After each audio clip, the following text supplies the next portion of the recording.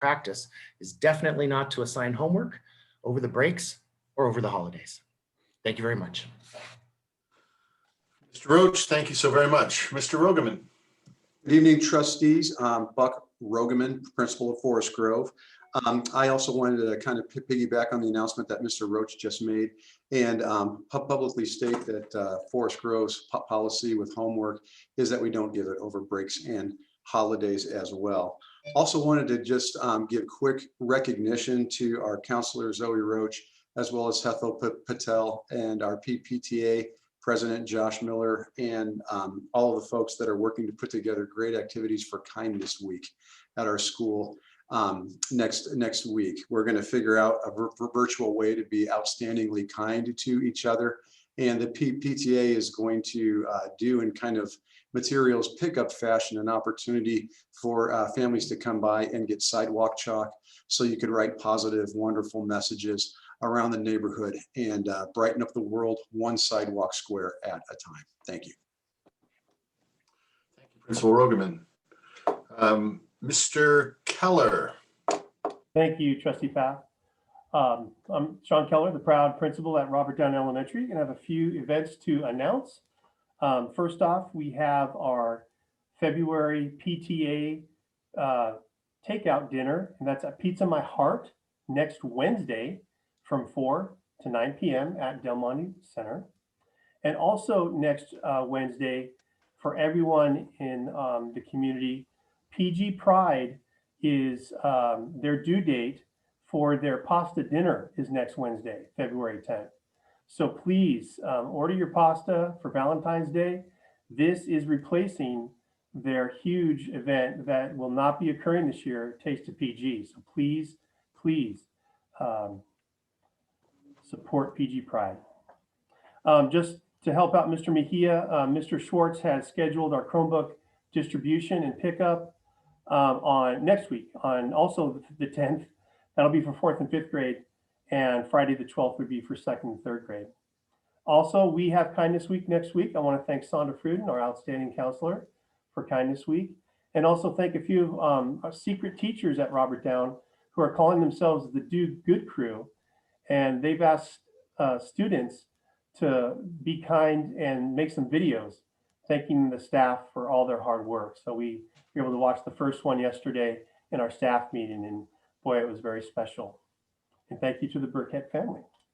And lastly, again, to piggyback on Mr. Rogeman, at Robert Down, we do not assign homework as well during the holidays. And the only work that would be done would be makeup work for kids that choose to do so. Thank you very much. Thank you, Mr. Keller. I see no further hands raised. So, sorry, President Path, I shot you a message. I'm sorry. Go ahead, Mr. Garcia. Lito Garcia, principal of Pacific Grove High School and Community High School. And I just want to address a concern. I am aware that some people have been bringing forward concerns regarding a need to create some normalcy around school and school events for our students. We've been and will continue working to create and enhance what we can do. Data, 19 restrictions right now. This work is a combination of staff and parent groups, sometimes working independently and sometimes working together. My hope is that we are able to do more for our students in the coming months, but that will be determined by the colored tier we're in. That will be determined by what we do as a community and a county in taking all the necessary precautions of wearing masks, physical distancing, and limiting gatherings. We are all in this together. And I'd like to end by recognizing that it is National Counselor Week. And I want to acknowledge the incredible work of our 3 counselors. They work so hard on a daily basis for our students, for our staff, and for our families. So thank you, Mrs. Paris. Thank you, Mrs. Rice. And thank you, Mrs. Cadigan. And thank you to all the counselors in PGUSD. Thank you very much, Mr. Garcia. And I apologize for not catching your earlier hand up, as a matter of fact. So at this point, I have one more hand raised. I believe that is not a member of staff, so we will move on and put her first at individuals desiring to address the board. Public comment on any item of interest to the public within the board's jurisdiction will be heard. The board will limit comments to no more than 3 minutes per speaker for each agenda or non-agenda item. A total time for public input is 20 minutes. If you are working towards an item that is on the agenda, we do ask that you wait until that agenda item is presented. Public comment will be allowed on every item prior to board action thereon. This meeting of the Board of Education is a business meeting of the board conducted in public. The Brown Act limits our ability to respond to public comment, although we may choose to direct to administration for action or place an item on future agenda. Members of the public, if you are asking to speak, I'd ask that you too try and raise your hand using the Zoom function so we can understand how many are there. Ms. Platt.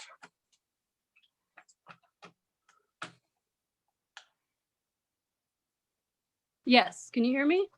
Yes. Hello? Yeah. You can hear me? Okay. All right. Data from K-12 schools that reopened for in-person instruction in the fall show little evidence that schools contributed meaningfully to the spread of COVID-19, according to a new article. Lost her. The overview from the Centers for Disease Control and Prevention, Ms. Platt, I'm gonna, authored by 3 of its scientists, represent. Can't hear. Ms.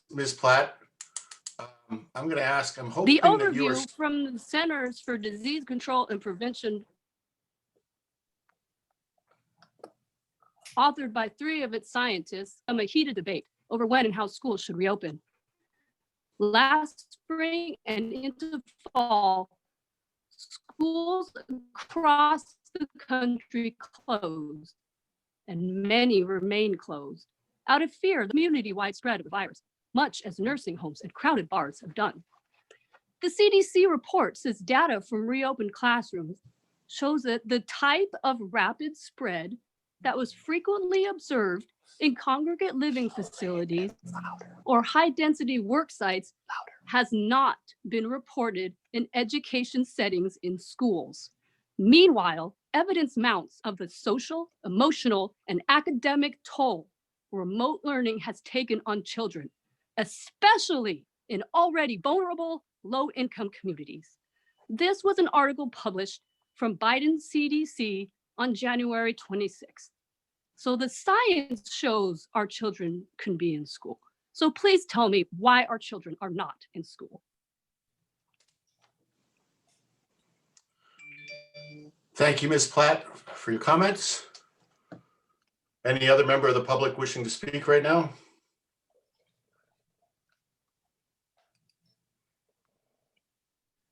Not seeing any hands, Mr. President. I see no other hands as well. Dr. Porras, Mr. Swanson, clerk, I have a problem on my device and I need to log in and out. So Brian, I would ask that you take over consent agenda, please, and I should be on in just a moment. I don't know if Trustee Swanson Trustee Brian can hear you. It looks like you may have had a little bit of electrical problem there. So Oh, he may yeah? have just phased out. Okay, well, nonetheless, Brian, are you back? No, he's not. Okay, well. Oh, there he is we will- down there. Okay, He's muted though. Brian, I'm going to ask that you take over for a minute while I reset my aged iPad, please. I'm having difficulty with the optics right now, so it'll just be a moment for me, but if you would take over consent, I'd appreciate that. You there? He left again. Perhaps another trustee can take over for the Yeah, moment. may I do that? Yes, please, So- Christy, thank you. I will be right back. we'll move forward with the consent items. And if I might read this, please. Items listed under the consent agenda are considered to be routine and or may have been discussed at a previous board meeting. There is no discussion of these items prior to the board vote unless a member of the vote requests specific items to be discussed and or removed from the consent agenda. Each item on the consent agenda approved by the Board of Trustees shall be deemed to have been considered in full and adopted as recommended. So this is where we go to the board members and ask if there are any issues with tonight's items. So if I could start with Mr. Walton. Nothing from me. Okay, I see Brian's gone again. Wow, hearing gone very, very quickly. Ms. Swanson? Thank you, Christy. I do not have any questions or want to pull any items on consent tonight. Okay, I'm in the same category as well. And Brian, I see you're back, but you look frozen. I'm back as well, Christy. Okay, okay. So we have 3 yeses. Brian, how do you feel about tonight's consent agenda? I'm fine with it. Sorry, I was gone there for a minute. We blew fuse again. So, but I know, and I've looked at the consent agenda and I'm fine with it. Thank you for asking. Okay, back to Mr. Paff. You have everybody fine. Thank you. Ralph, did we pull agenda C? No, no, Mr. President, I was about to ask to please have consent item C pulled. I need to pull item C, but with that change, I am in favor of consent as listed. Any public comment on consent?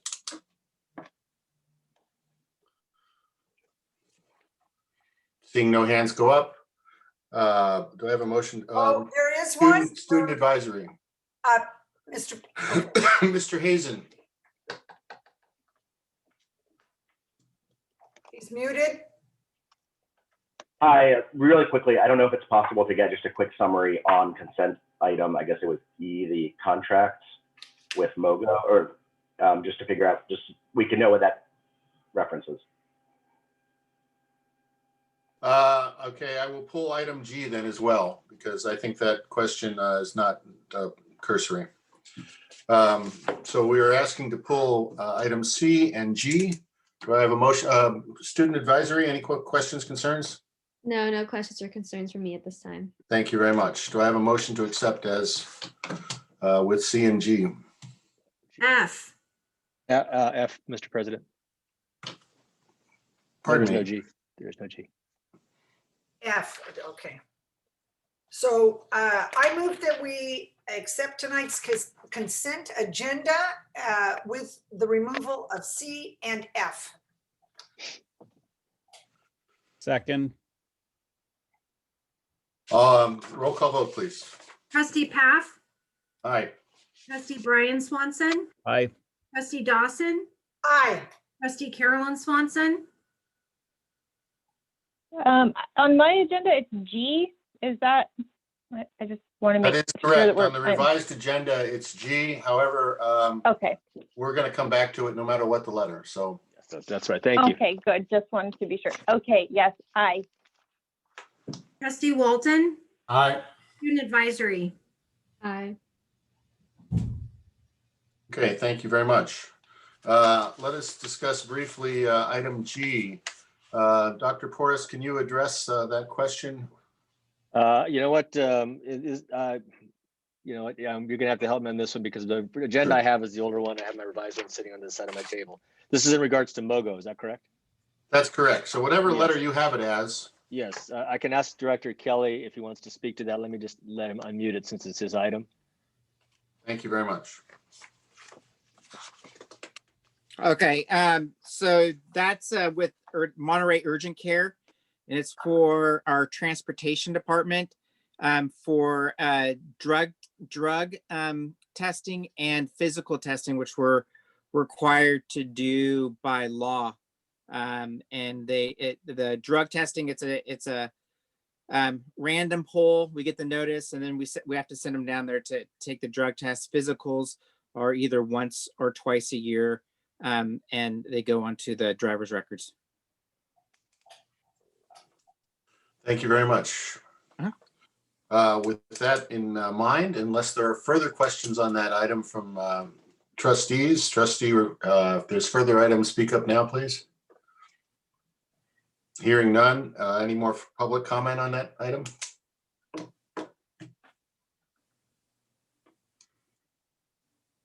I see none, so I would like to take action on that. Do I have a motion to pass contract for services with Mogo Urgent Care? Also move. Seconded. Motion was made by Brian Swanson, seconded by Christy Dawson. Student advisory vote. Yeah, I. I'm sorry, it's not my call. It's not my call. Roll call vote, please. I was a little confused there. Trustee Okay, roll Pfaff, call vote. Aye. trustee Brian Swanson, Aye. trustee Dawson, Aye. trustee Carolyn Swanson, Aye. trustee Walton, Aye. student advisory. I. Thank you. Thank you all very much. That passes 5-0. We will move back to item C off of consent. Dr. Porras.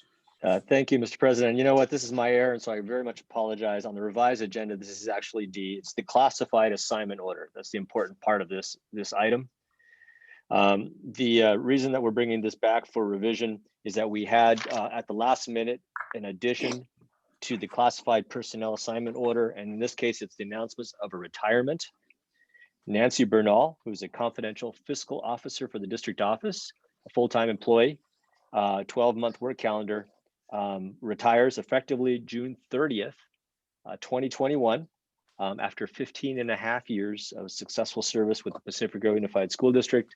We want to thank Nancy very much for her service for the district for so many years and wish her the very best for her retirement. And but I wanted to make sure that got it added on correctly onto this agenda. I appreciate that. Thank you very much. At this time then, Ms. Bernal, if you're here, thank you so very much for your 15 and a half years of service to the district. Certainly that is an extended service time, and your work in the DO has been much appreciated.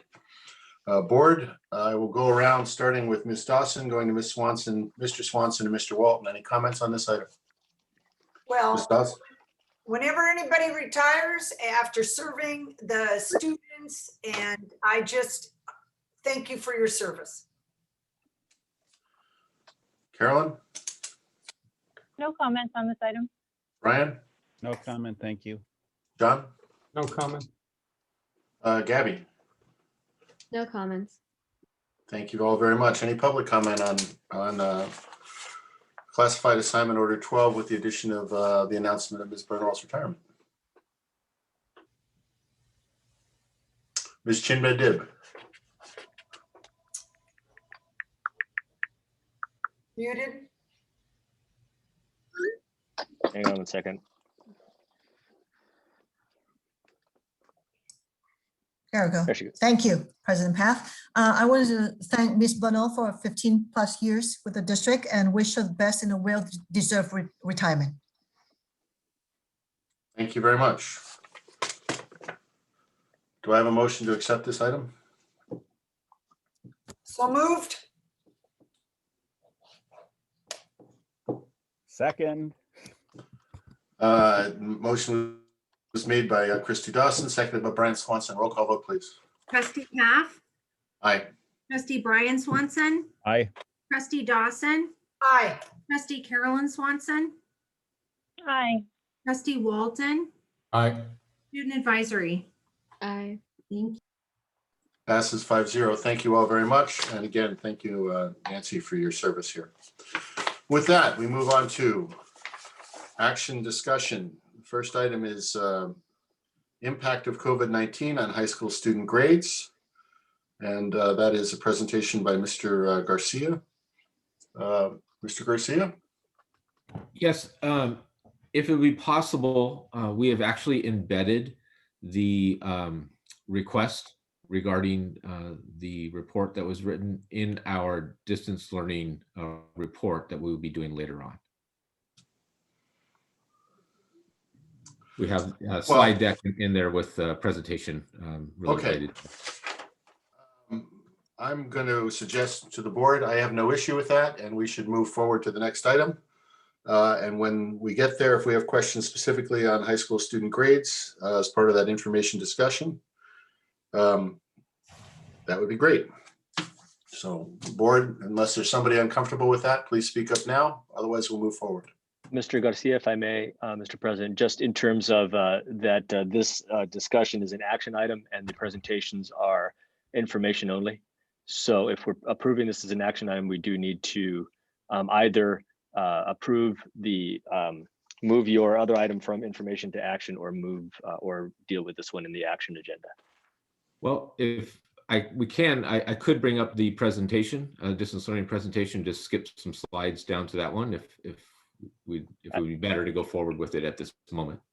At this point, unless the board would in order to take action, we need to do it now in this portion of the agenda. That is appropriate if, or yes, that's appropriate, of course. So let us do that. We will move on and come back to you though, Mr. Garcia, so that you can queue that up and put you at the after item C on this, give you a moment to figure out what you need in that, okay? Okay. But however, you are on next. You are on immediately with Pacific Grove High School athletics competitions, which is also listed as an action. Yes. So things are changing rapidly in the world of sports. And most recently, CIF has sent sports to have competition based on a colored tier system, identical to the COVID tiers. As an example, cross country is listed as a sport in a purple tier. So what I'm asking of the board this evening is to allow us to compete as each sport enters the appropriate colored tier as put forward by CIF, California Interscholastic Federation, for purple all the way through yellow. Okay, I need further explanation of what this means. Could you go into that a little bit further, please? Sure. So as an example, and I will use cross country as that example. We have our county, is in the purple tier. Cross country is considered a purple tiered sport. So it is deemed to be safe for students to participate in that sport and compete. The CIF has provided guidelines for each sport to ensure that students and coaches participate in a safe manner. A very simple example, CIF has dictated that we will no longer shake hands at the end of a competition so that we can maintain that 6 feet of distance. Whenever appropriate, students are to wear masks while competing. So if we were to get to the red tier, baseball is a red tiered sport. And if Monterey County were to move into the red, then baseball would be allowed to compete, again, following all of the safety protocols as outlined by the CIF. And then we move through, as we move through each color, the appropriate sport assigned to that color would be able to compete. Some of the ones that are at the very bottom, yellow, we're talking about basketball, wrestling, competitive cheer. So we still have a ways to go, unfortunately, for those sports to have an opportunity to compete. Okay, so what you are asking of us tonight, to be clear, as we reach the appropriate tiers, you are asking permission to run those sports competitively. Now, my understanding is CIF has said you are free to create your own competition, but schedules are what you make of them at this point. Is that true? So that was actually done at a more of a local level. At PCAL, what we have decided is that we will do away with the schedules that we had leading up to this month so that we can have more flexibility for our schools to be able to compete in a more local region. As an example, again, with cross country, we would look to compete with the peninsula schools rather than trying to travel outside of the peninsula, which in itself creates some issues with buses and carpooling and so forth. Okay, so for cross-country, you would, giving you permission, would give you permission to have cross-country meets starting essentially immediately. For, let us say, tennis, which is probably also purple, that would be true. For basketball, we are nowhere near. So you may have conditioning, but you would not be able to schedule local competition. I don't know where soccer falls in that. Let us say it's yellow as well, or orange at least. Let's say that's orange. That would be sometime downstream at best. So what you get here, if we agree, is permission as these tiers open up to schedule those competitions as listed in those tiers. Correct. That's what I'm asking for, rather than coming back each time we enter a particular color. Okay. Well, board, I will go with Mr. Swanson, Mr. Walton, Ms. Dawson, and then Ms. Swanson in that order for your thoughts and comments on this request. Brian? I don't have any comments really. It makes sense to me, and it looks like we're just falling in line with what other schools are doing, and I'm fine with it. Okay, Mr. Walton? A few questions, yes, if you don't mind. So if students and their parents want the students then to practice and participate, they can, but it won't be mandatory for any of the students? It is not mandatory to participate in sports, no. Okay, thank you. And then, you know, there's been a lot of concern expressed by the staff and teachers about coming back to work on campus and with the students prior to getting vaccines. So I'm curious how the athletic staff feel about these restarting and if they're okay with coming back to direct these activities. It's all voluntary for staff to be on campus and direct practices and hopefully when we get there, competitions. So in the case that we don't have enough students show up or staff show up to conduct practices or games, what would happen in those cases? Would we simply not field a team or forfeit games? If that were the case, however, we have all of our coaches, both PGUSD staff and walk-ons who have agreed to practice with our students, and we have 202 students who have signed up to participate. So what I'm hearing you say, that there's no concerns by the staff about conducting practices or participating, directing the students during game? Not at this time. Okay, thank you. I do want to follow up on one part of John's question. These games have no seasonal or CIF meaning, correct? This is really all, the entire year will be preseason for all intents and purposes. Is that a true statement? Not at this time. So season 1 sports, the CIF has canceled playoffs. They have not canceled playoffs for season 2 at this time. Well, okay. We'll go on with Ms. Dawson.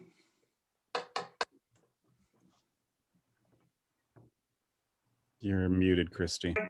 I'm very happy to see kids have an opportunity for sports. I just think it's the lifeblood of a lot of kids, and it's a way to at least have some socialization and be out there, even if it's, you know, seeing other people run and participating. I think that physical activity really adds to social, emotional well-being as well. So I'm a big fan of moving forward in whatever limited capacity there is. And it also gives them some hope for as we go to different tiers. So big yes. Thank you, Ms. Dawson. Ms. Swanson. Thank you, John Paff. Well, first of all, I'd just like to clarify and kind of say it out loud for any of the public who are listening, that if we adopt this, we are allowing purple tiered sports as long as they're in the proper season, just like our status of opening our schools, we're also adhering to the purple tier.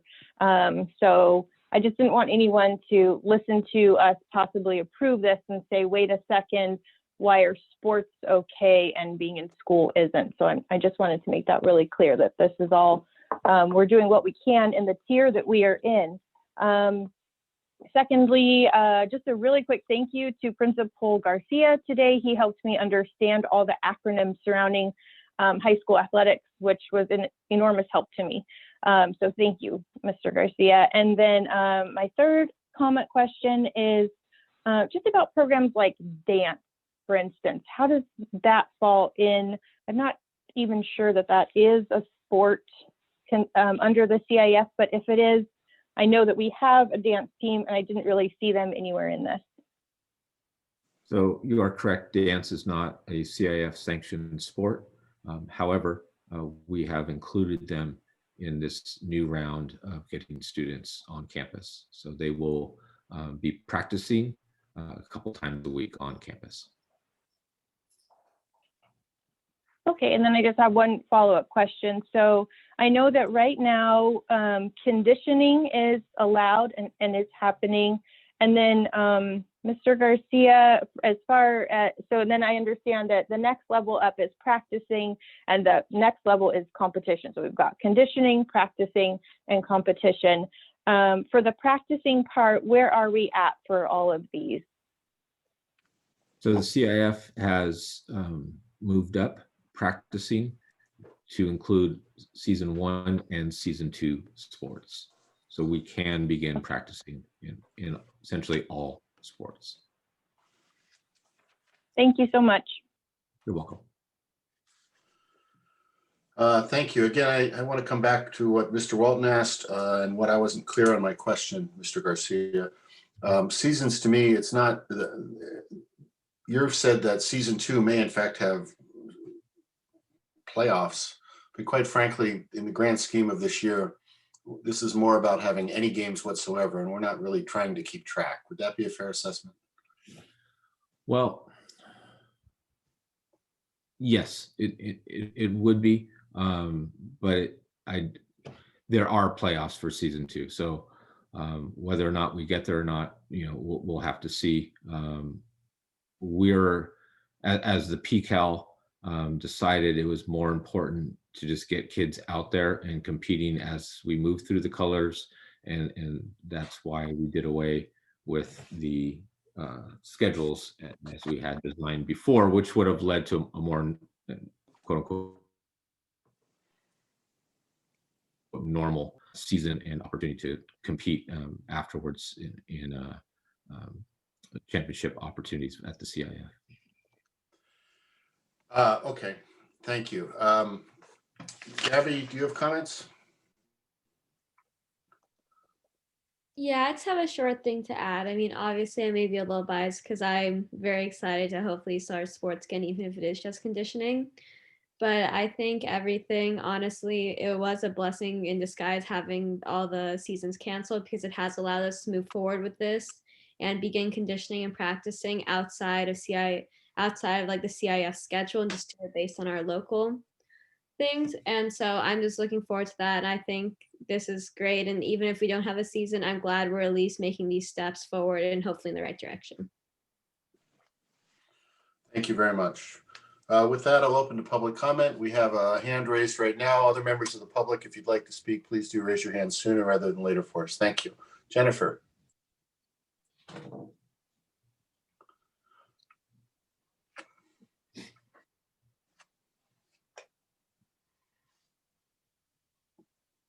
Dr. Porras, are you working on speech for Ms. Rosa? Yes, I've asked her to unmute. It's on her end. Thank you. Try again. Yes. There you go. Good evening. Can you hear me? Yes? Yes. Good evening. Thank you again. My extension of gratitude for being able to speak about this to Principal Garcia, especially for all of the work that is going into making sure that we are safe with our children, regardless of whether their academics are at hand or if this will be something athletic. I have a son moving from the middle school to the high school, and I'm curious what will be the protocols for the entry-level freshmen to either walk on or the tryouts procedures, and for the adherence to the guidelines as well, and the coach intros, the deadlines, etc. How are we going to, because normally we would be able to interface personally, and I'm just trying to guide my children that direction in a way that COVID is now going to clearly make a difference in. So if someone could give me those answers, I'd be happy. Thank you. Ms. Rosa, are you worrying about between now and next year when your child moves up from the middle school to the high school? Or are you worrying about whether or not a middle school student can work within the high school domain right now? Well, because normally they would be actively pursuing what they would be doing going into the next year as far as the season tiers go. So if my son wants to try out for baseball, or if he were in track, how would he go into that process? Or have we even figured out what that will be for the extracurricular activities associated through the school? So I just unmuted Mrs. Gayon, our athletic director. Being new to the school, I'm not used or familiar with the process of preparing our 8th graders for athletics once they migrate on up. So Mrs. Gayon, if you wouldn't mind maybe speaking to this. Absolutely. So even on a normal year, it is not allowed for the high school to go and speak with the middle school students. We can't be, even though the middle schools are feeder school, we can't recruit from that school. So usually we have some sports. Basketball will have summertime that they'll be working out. I know that water polo is looking to do that, and football starts in the summer. Of course, everything is contingent upon where we are in the tier system and what is allowed in the county. So right now, any of those plans are on hold. But I believe that it will be very similar to normal years where the kids come to campus and we have them, usually the coaches will have meetings at lunchtime for any kids that are wanting to sign up. This year, because of distance learning, we've had to get those emails out there, and the kids are signing up through online surveys and putting their names where they want to go and what teams they want to play on. So I don't see it being I mean, it has such an impact on all of our lives, but I don't see it changing this for us. I think we'll be hopefully in a better place, and there'll be a little more ability to meet with the students, at least in smaller groups. But no matter what, we'll be finding a way to make sure that all kids are able to sign up for whatever sports they would like to play and to be part of those teams. We're really fortunate that as a small school, we have a good selection of sports, and we are able to field in most of them, both a varsity and a junior varsity, so that we can get kids who might not be really sure if they want to play a sport to get out there and become part of that. And we've already seen that this year with this distance learning. We've had kids come out to the cohorts that didn't really want to be doing it. You know, parents were like, get out and get off the couch. And now we have kids who are signing up to continue with those cohorts because it's been such a positive situation for them. So I think we will absolutely be making every effort to get our freshmen onto those teams. I have an 8th grader also who's coming up, and I know they're all really excited to be freshmen, and they're all excited to do these things. And so we will pull out all stops to make sure that all kids are able to participate, especially if we're getting back to some sense of normalcy. We want them all to come out and really enjoy everything we have to offer at the high school. Ms. Rosa, what I'm going to suggest is this particular question is very specific to a transfer from the middle school to the high school, that you contact either principal, frankly, who will put you in touch with probably Ms. Gaona to provide that information at the appropriate time as people are moving up. We're in January, no, we're not in January, we're in February, but that information, and I'm sure it's a work in progress, will continue to get out, but we'd like to make sure we get it to you. So if you will either talk with Mr. Roach or Mr. Garcia, we'll make sure that happens. Next on Ms. Maskins. Yeah, it's a Mr., but it's all right. Oh, I'm sorry. It's all right. My question was, are the competitions, if the sports competitions happen, are there going to be audiences or not? We will have to wait until we get to that particular tier to make that determination. The CIF has provided guidelines for each sport, but here's what I can say right now. If we are able to have any type of audience, it is going to be minimal. But when we get to a competition, we will publish what is allowable. Thank you, Mr. Garcia. Ms. Chenoweth. So it sounds like a lot of this discussion is regarding high school sports and getting those activities started. Well, how can that, using that information of what can be done safely at the high school level, what about bringing PE back to the schools or looking at classes? I know that in elementary school, there's not, sports per se, but if things like dance are okay or cross country, what about bringing some of that back to the other, middle school and elementary schools as well, if it's deemed to be safe activities in the purple tier? Ms. Chenoweth, thank you very much for that comment. That is an excellent question and one that has been addressed to Dr. Porras a number of times, and he is continuing to work with other superintendents and the county in developing a PE plan that might be able to work even while we're in PE, because it does seem that if we can do the one, we might be able to figure out how to do the other. Our knowledge to date is that no one has been incredibly successful with that. In fact, most people have not attempted, but it is a question that is out there to admin and site. We're working on it. Where that goes. That would be great. Thank you. You're welcome. Thank you. Ms. Jameson.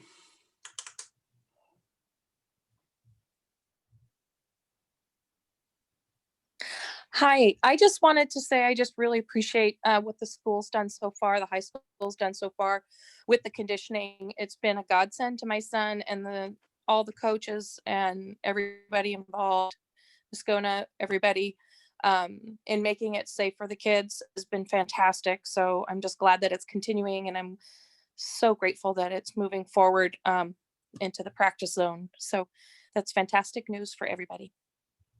Thank you for your comment. Mr. Roach. Thank you.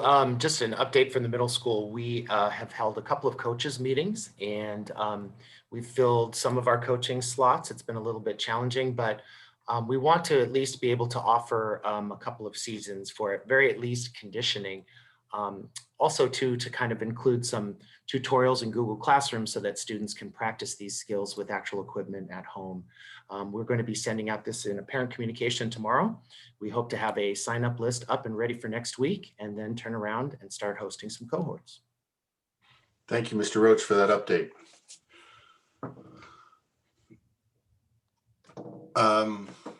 Bin E. Hi, this is Robin Enix. I also want to thank Mr. Garcia and especially Mrs. Gona for all that she's been doing to get our kids back out on the field and practicing and all of the sports stuff. In addition, I want to thank the teachers, because the teachers are doing an amazing job at keeping the kids interested and just engaged. I also, most importantly, not most importantly, but from a social and emotional perspective, want to thank what the PTA and the parent body has been doing for the senior class. We've been doing a ton for our kids. I know the other classes have been also. All of the funds for the things that we've been doing have been based on donations from the parents and some from the community itself. And these are programs that are keeping the kids distanced but social, and interacted with each other. And so much so that they are posting things on social media, et cetera, et cetera. I would love to see the school do a little bit more to keep the kids engaged outside of the classroom.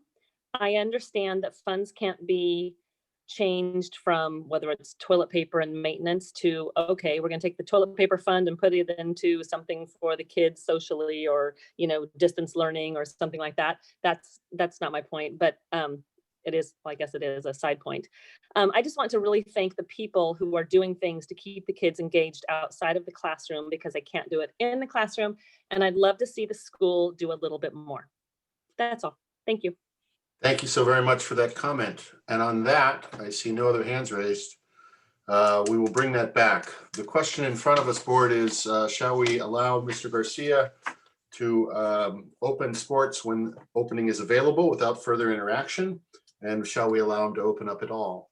Do I, with any further comment, I guess, speak up now, board? I hear none. So do I have a motion to accept this one with? I'll move to accept the action discussion B as presented by Principal Garcia. Seconded. Okay, very good. Motion was made by Brian Swanson, seconded by Christy Dawson. Roll call vote, please. Trustee Path, Aye. trustee Brian Swanson, Aye. trustee Dawson, Aye. trustee Carolyn Swanson, Aye. trustee Walton, Aye. student advisory. Aye. Thank you. Board, my hesitation in my, I apologize briefly there, is I think that we are not under this giving carte blanche to go to championships away from the peninsula. I don't think it reads that way. If that comes up by any circumstance, which I don't think it will anyway, I'd like to make sure we at least see it back. However, I didn't make that motion in time, so you are free to interpret as you wish, Mr. Garcia. Mr. President, we would bring out of county trips to you anyway, as part of a board policy. So, yeah. Thank you very much. Okay, our next item is going back one. Mr. Garcia, are you prepared to continue on with action discussion A, high school grades, and your presentation? Yes, I am. So I will be sharing my screen and moving through a few slides to get to that particular portion of the presentation. Thank you. Yes.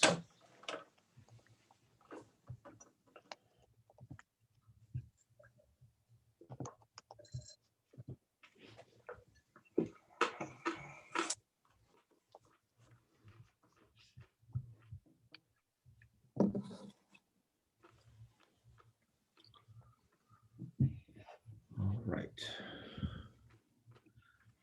If we could also have Mr. Binder, if he hasn't been already unmuted. Yes, I'll take. I unmuted him earlier, but we'll work on it again. And Mr. Rubin and Mr. Schramm, if possible, as well. Okay, thank you. Working on it. Thank you. All right. I'm sorry. Go ahead. No. Yeah. Okay. All right. So to provide a little background in regards to our request this evening, in the fall of this school year, Mr. Rubin, who is a math teacher at PGHS, requested and was granted an opportunity to analyze student grades. And then ultimately, we are seeking publication of their findings. Mr. Rubin worked in conjunction with Mr. Schramm, who holds joint accreditation from the American Royal Statistical Society, and their report answers this question. How has the change in pedagogy due to distance learning impacted grade distribution in PGUSD, and specifically PGHS? Data was collected on the impact of distance learning on PGS students' final grades in their core courses, math, science, English, and social studies. These were compared using our statistical programming of final course grades from the past 4 years, 2016 through 2019, to those from our first semester of this school year.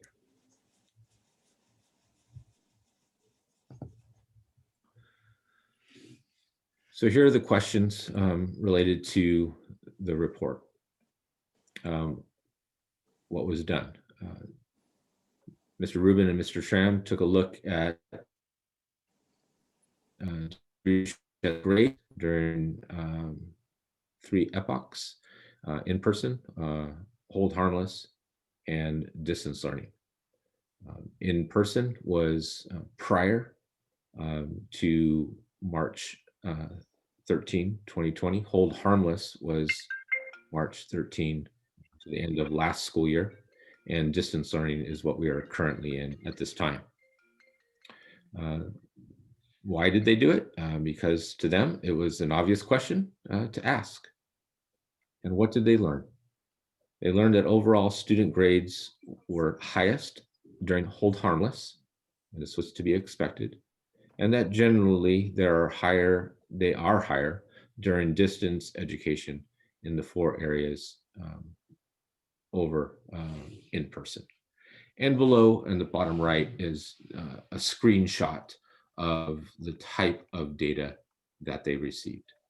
And as you can see, there is no personal indicators listed there, no student names.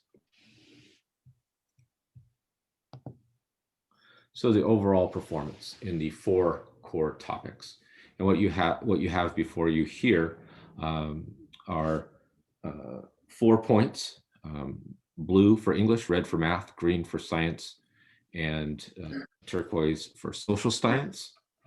And students' grades increased slightly overall in distance learning compared to previous years. So at the very end, at the bottom, you have distance learning, you have hold harmless, which was at the end of last school year. And as a reminder for everyone, hold harmless meant that a student's grade could not go down during that time. It could only go up. So if a student had a B going into the shelter in place, they could raise it to an A, but that grade would not drop lower than the B. And this was not just done in Pacific Grove, but in many districts across the state, including my previous district. And then moving to your left, we have the previous years of grade information.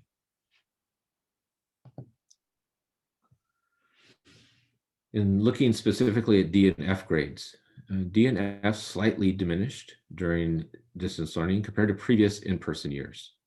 Numbers of D's and F's reported of male students were closer to those of female students during distance learning compared to previous in-person years.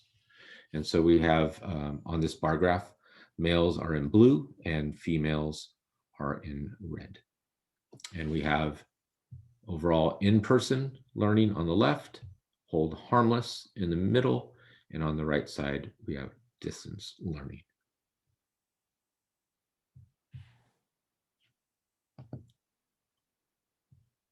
And that concludes our presentation. I will stop sharing at this moment. Thank you, Mr. Garcia. Appreciate that. Could you put your presentation back up and go back a couple view graphs from that DF? Absolutely.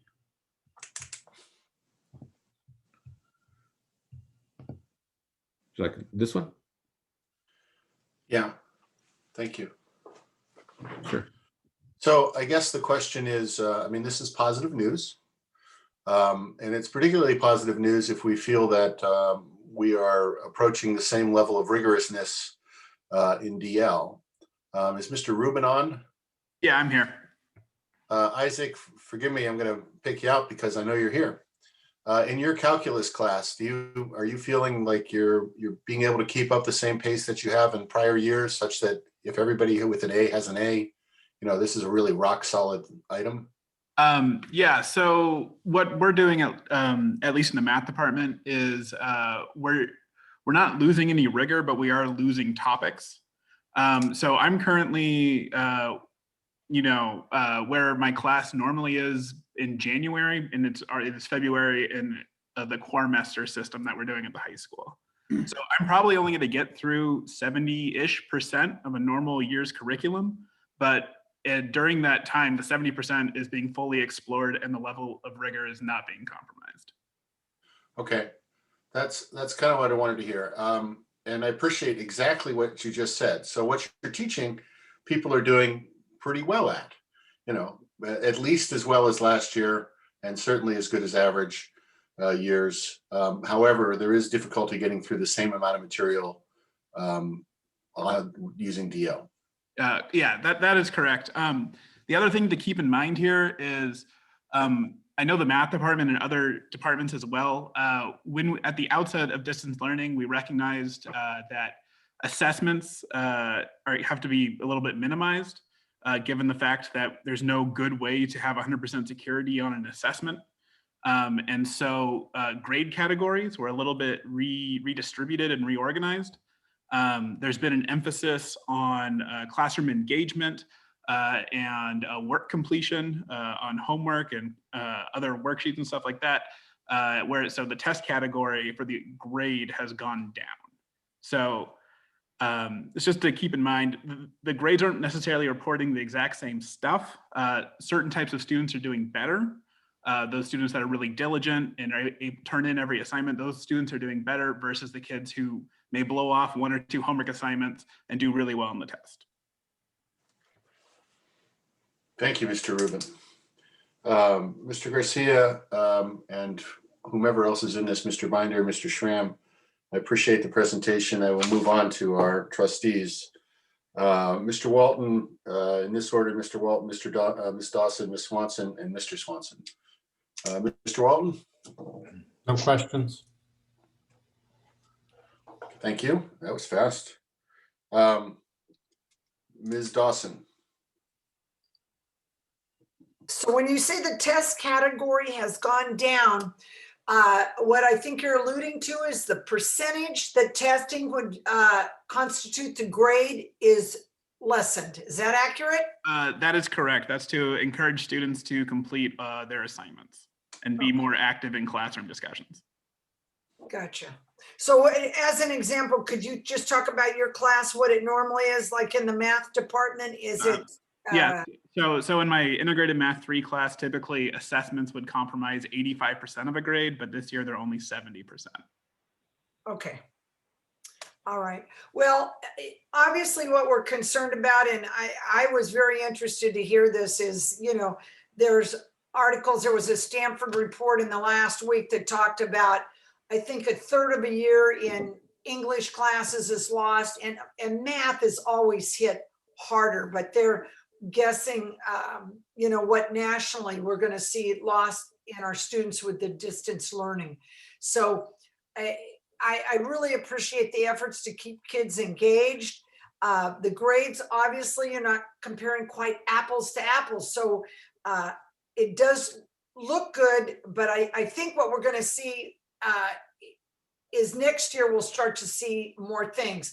In other words, the 30% that's impossible for you to teach us this time just due to distance learning, when do you see that as a teacher being made up? When are those kids going to get that? Right, so we're already working and having the discussions inside of our department, trying to account for it at the beginning of next school year. So the kids matriculating from my IM3 class going into pre-calculus class, that teacher will know that these topics weren't covered. And so at that point, she would pick up from there. So those discussions are ongoing. We're still actively looking for solutions in order how to cover the lost content. I know Los Angeles Unified was talking about a summer session, just trying to find ways to make up and ramp the kids back up. It is such a challenge for teachers that you're already packed curriculum. Like you say, you got to go back and scoop up a 30%. That's a chunk. So good luck. But I really appreciate this, and how fortuitous that it's something you already had for statistics purposes been studying. It's really nice to see. So I thank you for these efforts, and gosh, I'm so hopeful that our kids can not just here, but everywhere get caught up. So thank you so much. Thank you, Ms. Dawson. Ms. Swanson. Thanks, John. I have a couple questions. So the agenda item that we're approving in the packet is that we're okaying this to be sent to some sort of publication. Can you provide, I guess I'll say, I'll feel more comfortable being in favor of this item if I knew exactly what you were sending to that publication. And then I have some concerns about student privacy with the data and who approved the data going out to be evaluated. And then also I just really want to make sure that, and I know you said there's no student names in it, but are there any student numbers? Are there any ways that this could be kind of not private? It didn't look like any of it was broken down into certain demographics, but if it were, it makes me pause. I would like to know more about the data that was given out and how it was approved to be given out. And then also, I was going to bring this up later when we're talking about distance learning or perhaps the COVID topic, but a learning loss specialist, I think we need to kind of start thinking about that in general. So it's less related to the specific topic, but related to our kids and how they're going to be able to kind of regroup after this odd year. And that's what I have. So I would like to ask Mr. Binder to address the data that was provided, and then to answer your question to the specifics of the article that will be published. I would like Mr. Schramm to maybe speak a little more in detail, building off what we have presented this evening. Thank you, Mr. Garcia. Yeah, happy to do so. Trustee Carolyn Swanson, great questions, of course. Data privacy, student data protection, and confidentiality is our highest priority. We put a lot of energy and effort into ensuring that we maintain high levels of security and confidentiality. Prior to handing any of this data over to Mr. Rubin and Mr. Schramm, we have had several meetings that discussed the details of the student security, data security and confidentiality. We were given their assurance that they would not use this data outside of any other purpose besides doing the analysis and presenting it to us. And in that discussion, in those meetings, we talked about the kind of data that they were requesting and what elements needed to be absent from those data sets. So we took time in compiling the data to remove student numbers, student state IDs, SSIDs, local student IDs, of course, first, middle, last names, birthdays, anything that could essentially be traced back to individual identification that was completely removed from the files before being handed over to them. We did not include any demographic information outside of the birthday of the students in these data sets as well. So basically, what you see on the slide here is essentially a snapshot of the type of data that they received, nothing more than what is there in those files, and they were securely delivered to the to Mr. Schramm and Mr. Rubin.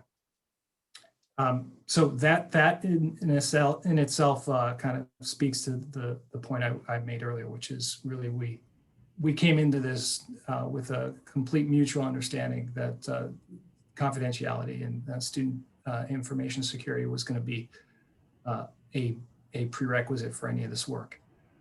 As far as the go-ahead to use this data, this study was basically proposed to Mr. Garcia, to Dr. Porras, to myself, and we have collectively determined that this was a worthy endeavor to see what the data reflects. And outside of that, I can't speak to any other decisions on how this data or how this study was essentially approved to move forward. Thank you, Mr. Binder. Mr. Schramm, do you have comments on the publication aspect?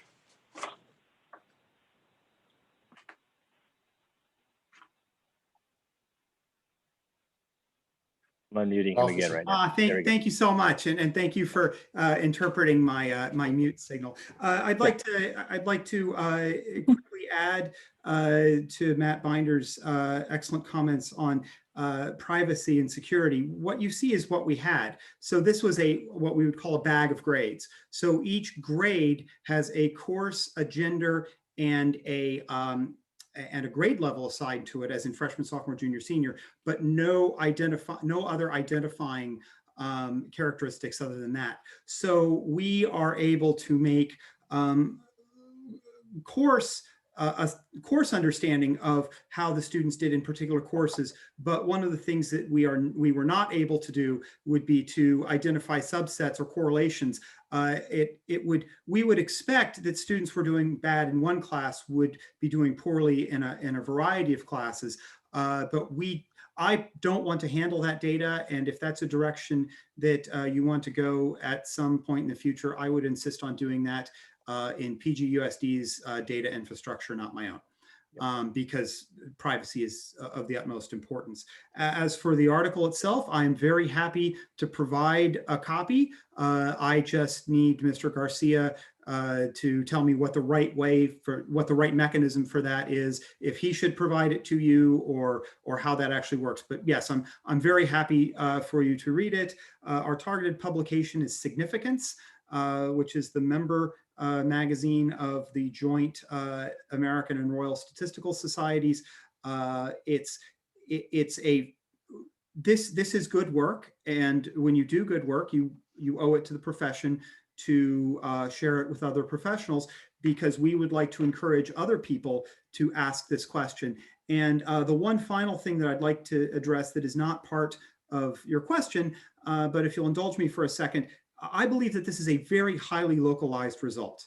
I believe that if you were to repeat this in Los Angeles or Salinas or Kansas City, where I'm originally from, or the Washington, D.C. area, you might see a radically different result. So I think that this result is valid within PG only, and you would see very different answers in very different school dimensions. Thank you. Thank you, Mr. Schramm. It might be Dr. Schramm. I've never bothered to ask. Are you Dr. Schramm? No, I don't even play one on TV. Okay, fair enough. Ms. Swanson, do you have anything further? I think that answers the questions you presented. It did answer them. Thank you to everybody who did answer. Thank you. Thank you very much. Mr. Swanson, I think you're last on the trustee list here. Well, I appreciate just having an opportunity to look at it. I know it's a question that a lot of people have been asked. I am wondering a couple of things when it's ready for publication. I guess, first of all, is it ready for publication? And then will there be some sort of, I don't know, not necessarily editorial, but some sort of additional analysis, speculation as to what the data means? And do you know offhand of other districts that are presently doing similar studies?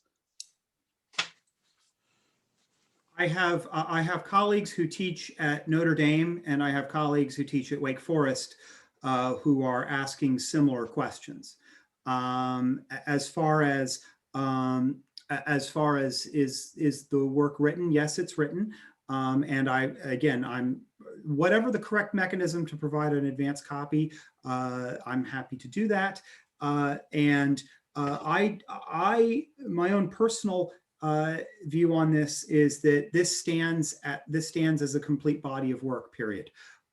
It's so what the grades are is the data. What this means as far as the impact to the schools and impact to education, that's not for me to answer. That's for people, that's for the teachers to answer themselves. So why are we measuring grades? Because grades is the thing we have to measure right now. Great.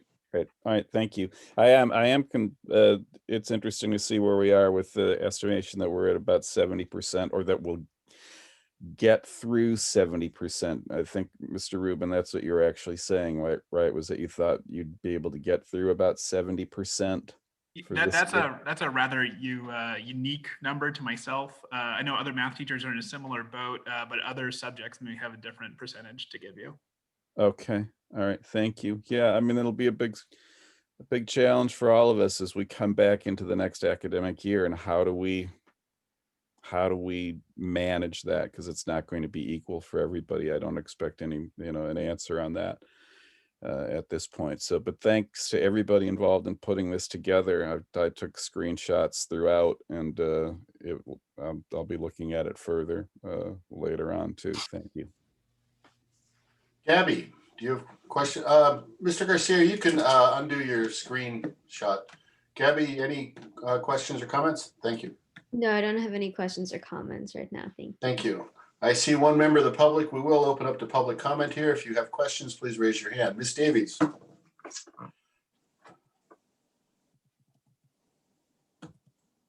Oh, thank you. That is wonderful news. I was wondering if the fact that the students went from juggling 6 courses at a time down to 3 might also have some impact on the outcome.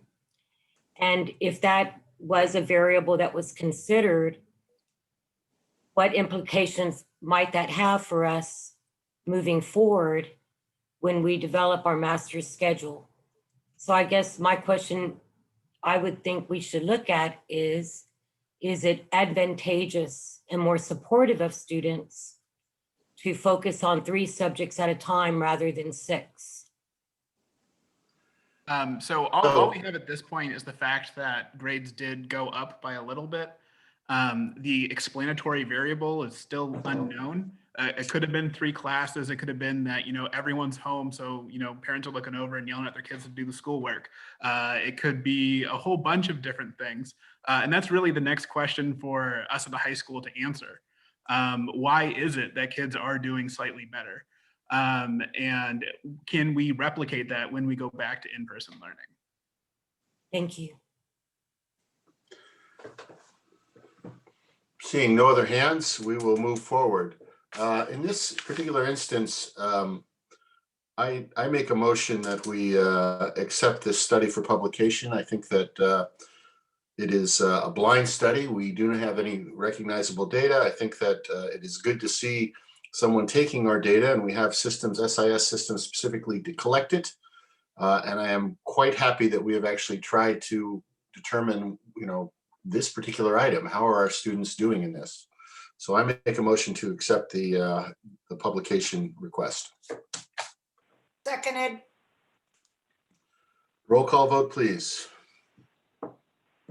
Trustee Path, Aye. Trustee Brian Swanson, Aye. Trustee Dawson, Aye. Trustee Carolyn Swanson.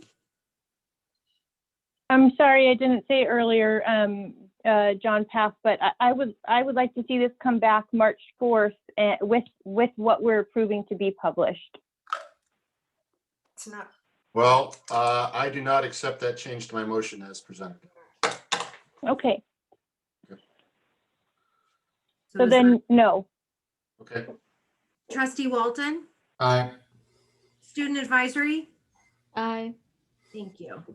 Passes 4-1. Carolyn, at any time, you are correct. You may ask me to have a change in my motion as you did there. So Yeah. Thank you for that. Well, I'm sorry I didn't say it sooner. I'll be better at that next time. No problem on the timing. I could have made the change after the fact, certainly. Okay, our next item is first and or final read on a Measure D master plan. Mr. Kelly.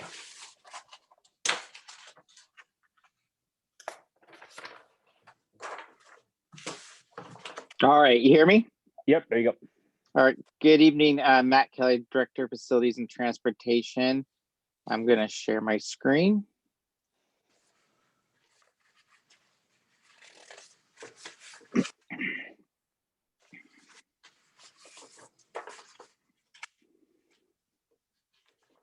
All right, can you see the presentation? Yes. All right, great. So this is the Measure D master plan. We talked about this at Saturday's special board meeting. Kind of adjusted the title to it, called it the master plan, and it's basically what it is. It's a communications, administrative, and projects plan.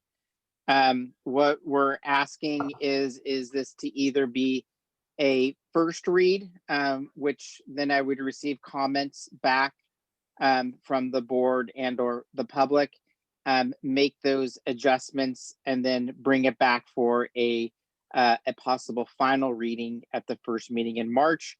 Or we could use this if the board feels that it's good to go. We can keep this as a final reading and approve it tonight.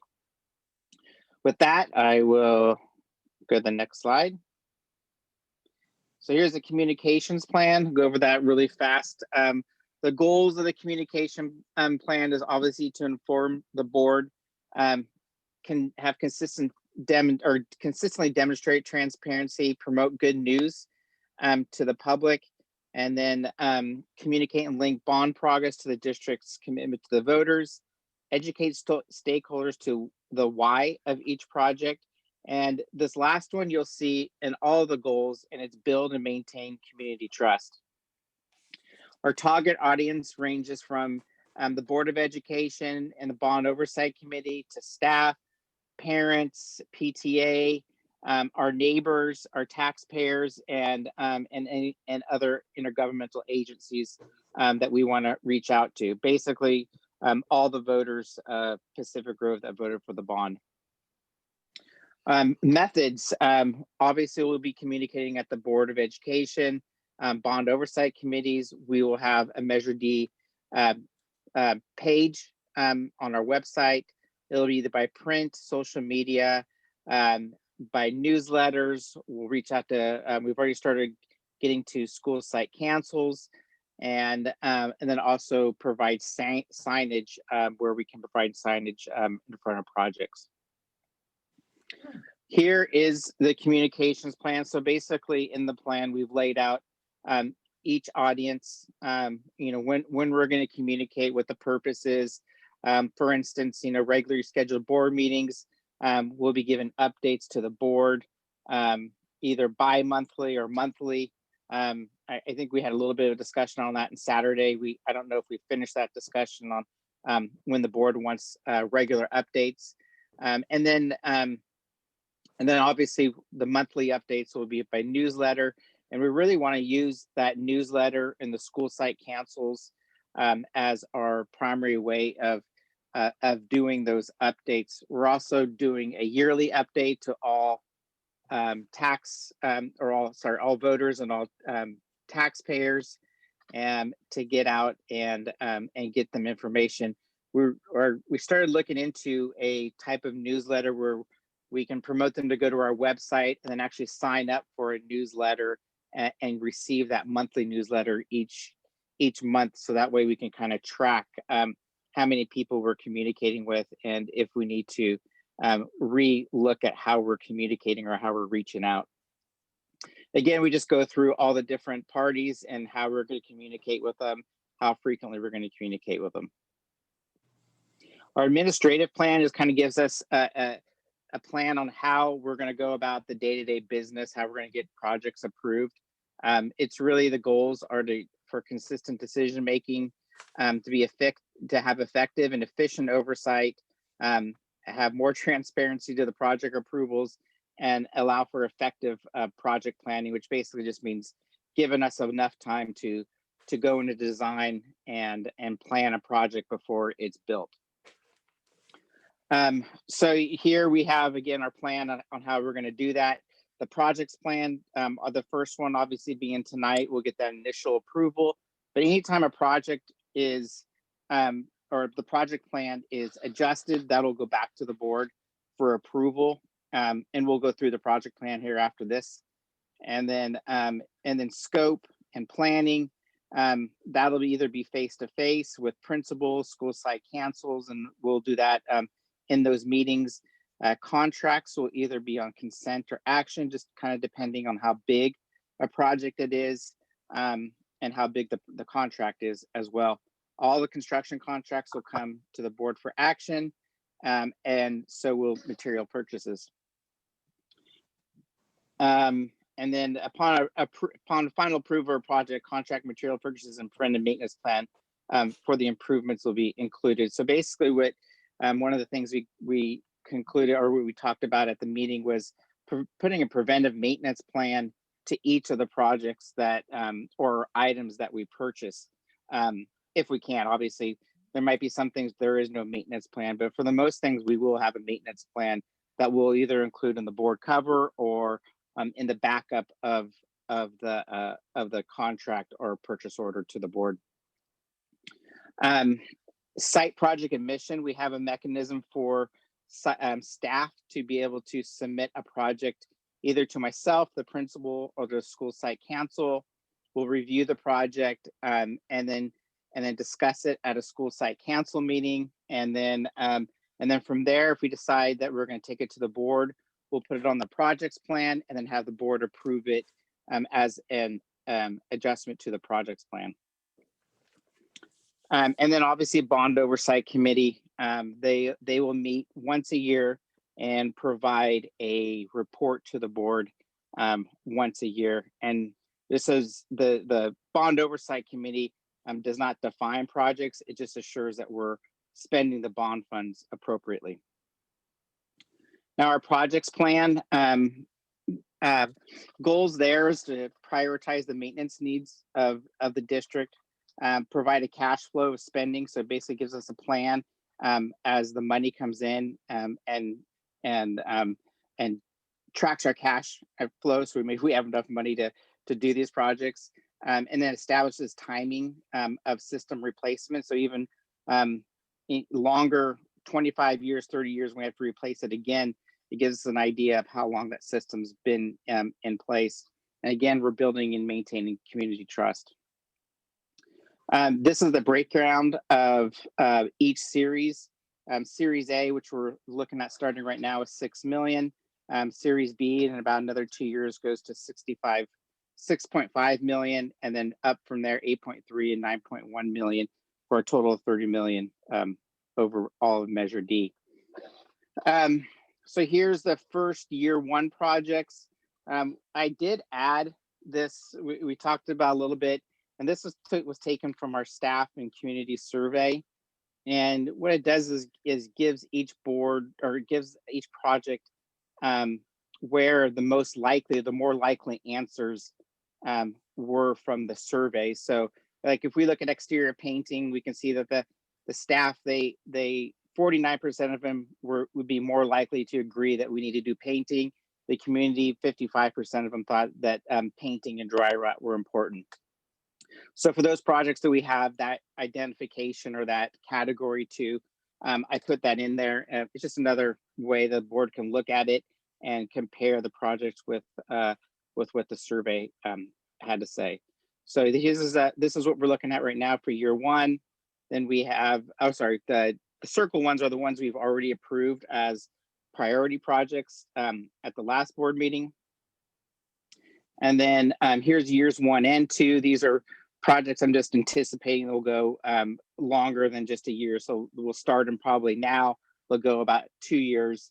Some of them are not projects. There's a bond admin assistant, and then also bond fees, which we have to pay. So, and then year 2 projects are listed here. These are projects that will probably won't start obviously until year 2, and will either be next summer or leading up to summer. I do want to go through some projects. I want to highlight a couple projects. The first being exterior painting. It's a project that kind of rated low amongst staff and community. And I just kind of want to go through and talk about, you know, why we paint. For me, I don't care what color it is. I really want to just protect the building. So we're just really, what we're doing is we're protecting against dry rot for wood structures, and then cracking and damaging and structural damage to stucco, or even that absorption of water. That paint keeps that absorption of water out, and structurally it intacts our buildings and keeps them well maintained, I guess you could say. So painting is important. Color, though it's important, not as important to me as far as facilities goes. Second project is going to be the foods classroom. So this is a project that wasn't on the previous priority projects, but identified it as we started coming into the bond and started spending money as a project that, one, probably needed to be done with as far as plumbing and other things need to go, but also that the foods classroom and their CTIG put $34,000 and purchased new stoves and ovens and hoods for the classroom. So we saw this as an opportunity to match some of those funds, if not more, and then and really improve a lot of the plumbing problems we have in there, the flooring issues we have going on there. There's a potential, a lot of slip falls just with grease. They just don't have the right flooring in there, and then be able to take care of some of the cabinetry and countertops. So it really is an opportunity with those CTIG funds. Also see it as a classroom that, you know, sees about 25% of the high school student body each year take classes in there. Also special day classes are in there from principal or vice principal Steinbach said for them, it's been a great class. And then it also has 7 dual enrollment classes. So as far as hitting on that classroom type setting that rated really high, we thought this was a perfect project to start off with. Last is the warehouse and shop equipment replacement. And basically for it, the project is to go into our warehouse facility and preparing it for in-house bond projects. It's looking for more storage as we get more materials in that we're going to have to store as we get bond projects coming in. I had about 3/4 of it done, which was great because of all the PPE we got with COVID. We're holding all of the PPE material right now, but we definitely need to have more of that storage and organization and being able to take in parts and stuff like that. So, and then the other thing would be part storage, which we just consider as extra parts that we need when we're doing the maintenance of these projects. It also includes some computers, if we can purchase computers, and just kind of setup of for the bond as well. And I think that's the last slide, so I can take any questions. If you have any questions, I'll take off the slideshow too. Mr. Kelly, thank you so very much. We will go with Ms. Dawson, Ms. Swanson, Mr. Swanson, and Mr. Walton. Ms. Dawson, do you have questions? I don't have any questions. My comment is I love how extensive your outreach is. And I also like the idea of people that are very interested in this can add another layer on by getting a newsletter. From the beginning of this to where we are now, it's just the depth is very impressive. And I just appreciate all your hard work. So thank you so much for sharing. Thank you. Ms. Swanson. Director Kelly, thank you for putting together this broad plan. I think it covers all the stakeholders, and I think that you've got your finger on the pulse for communicating with an eye on making sure that the end user comprehends what you're saying. And part of that is just by repetition, because we all need to hear things several times. There's so much information right now. So I like your plan. And at the meeting, we did kind of really look at year 1 and 2 for your plan, but we didn't really dive into, or sorry, I mean Series A.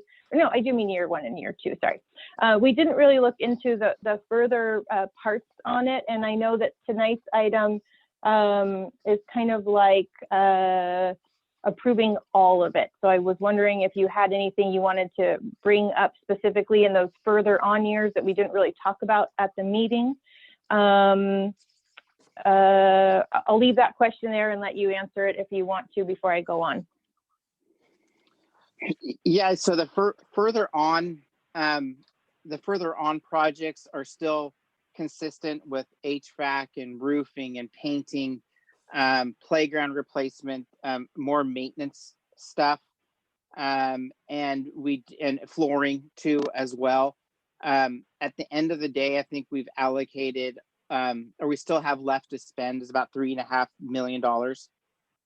So we will be looking at other classroom projects we have earmarked, but don't necessarily have budget money for, or not budget money for. We haven't put any budget money to it. Is for like science rooms. I don't believe we've put anything in there yet for restroom upgrades as well. So those would be projects that we need to probably put back into there. I was just hesitant on changing this projects plan.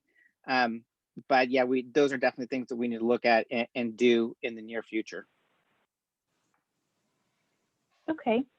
And then just to clarify for anyone who's listening who has a concern about air quality and ventilation in the classrooms, that item was approved as a priority last regular board meeting. And so I know that you are working on that. I know you're reaching out to contractors, trying to get, or I should say consultants, et cetera. So that is in the works.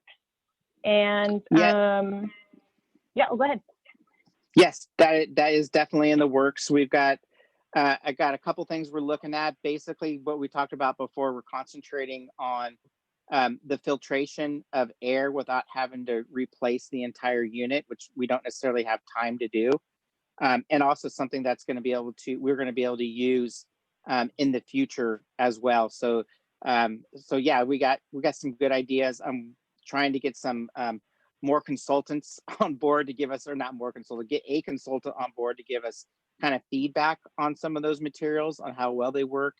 And then obviously we want to probably stick with that person too, as we start moving in and looking in the future to all the HVAC systems, because we're going to need that person as we start doing those projects as well. So it'll be someone we probably will stay with for the duration of our HVAC projects.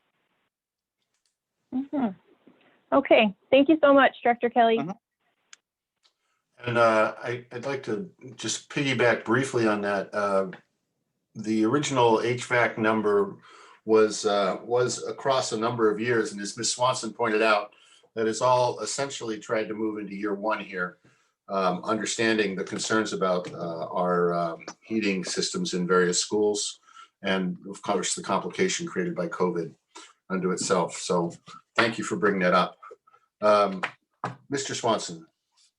Well, Matt, thank you for, I know this is a lot of extra work on top of all the other things that you're doing all the time, making sure that buildings aren't leaking and trying to find the leak, that alone.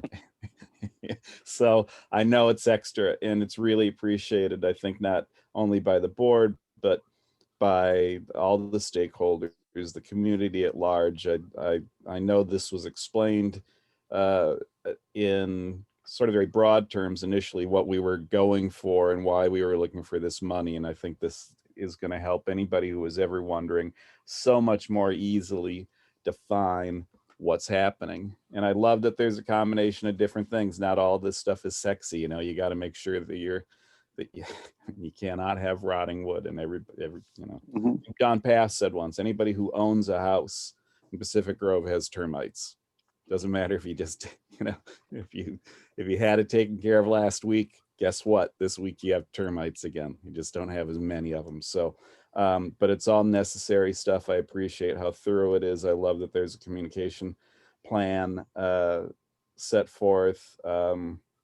I could go on and on and on, but it would just be praise for what you did. So thank you.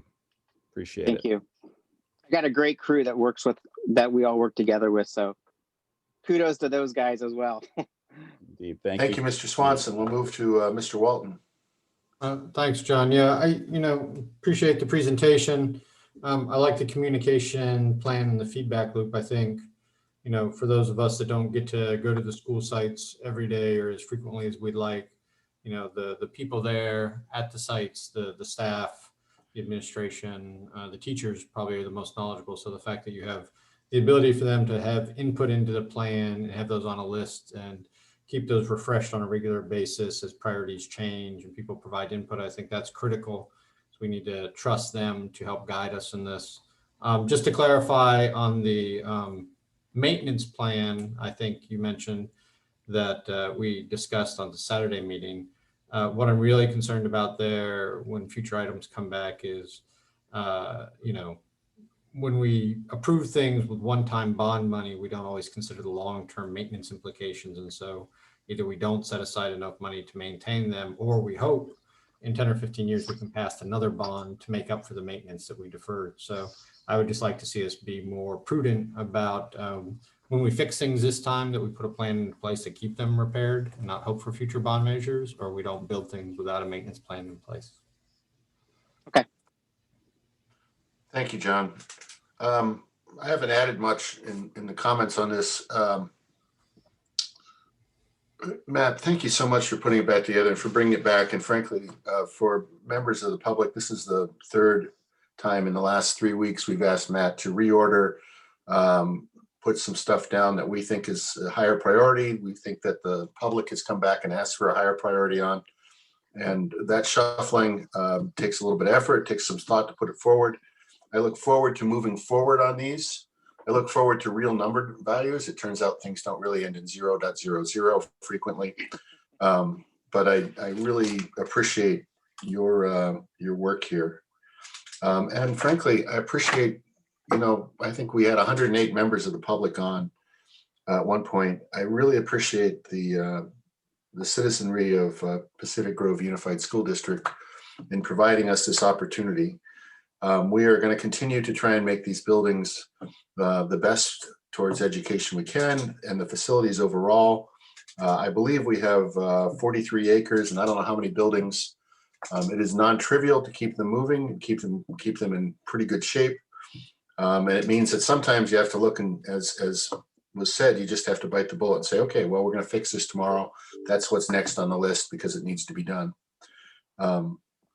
So thank you to essentially to all the citizens who allow us to move this forward. With that, Gabby, comments? No, I do not, but it is interesting to see all of this. Thank you. We'll open up to public comment.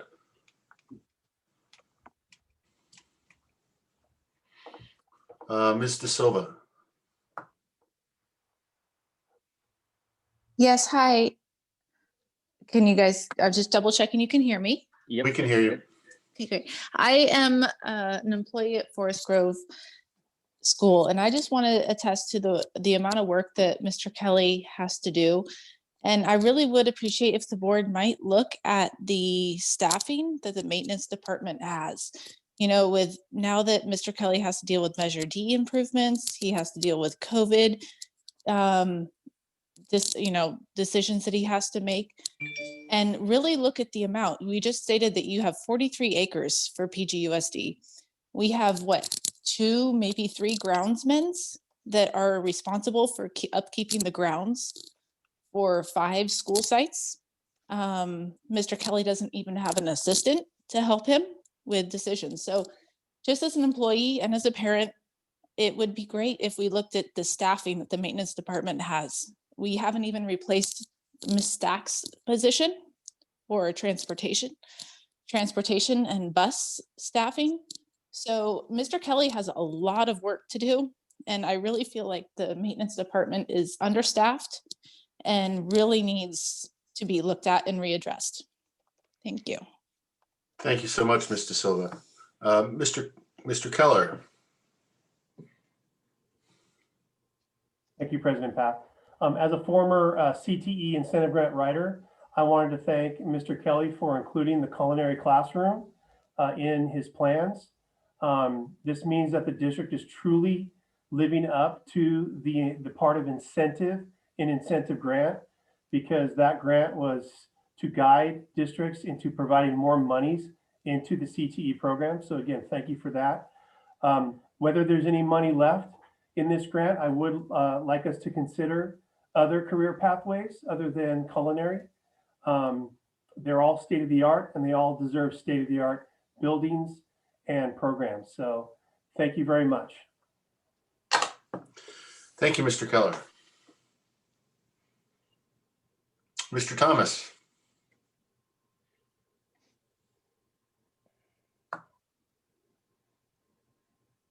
Good evening, everyone. Thank you, President Paff and Board of Trustees. I just wanted to thank Mr. Kelly, Director Kelly, very much for his presentation and the thoughtful way he ranked all of the myriad items that the district needs in terms of maintenance and facilities. Obviously, as you guys have heard, I think that the HVAC is an important item for the safety of our students and our staff and our teachers as well. And so I appreciate the hard work and the foresight in moving that up to the front, while also looking at the long-term plans and how this can be incorporated into a larger system-wide upgrade. Hopefully at some point, we might be able to do some of those larger items sooner, because obviously the pandemic is not going to be going away anytime soon, but I do appreciate that that's going to be done in preparation for the, knock on wood, return to school in August. So much appreciated. Thank you very much, Director Kelly. The community appreciates all your hard work. Thank you. Thank you, Mr. Thomas. Ms. Erickson. Thank you, President Paff. I just wanted to, again, echo the sentiments, thanking Director Kelly for just all of the incredible work that has gone into this plan, all the thought and surveys and addressing all of the stakeholders.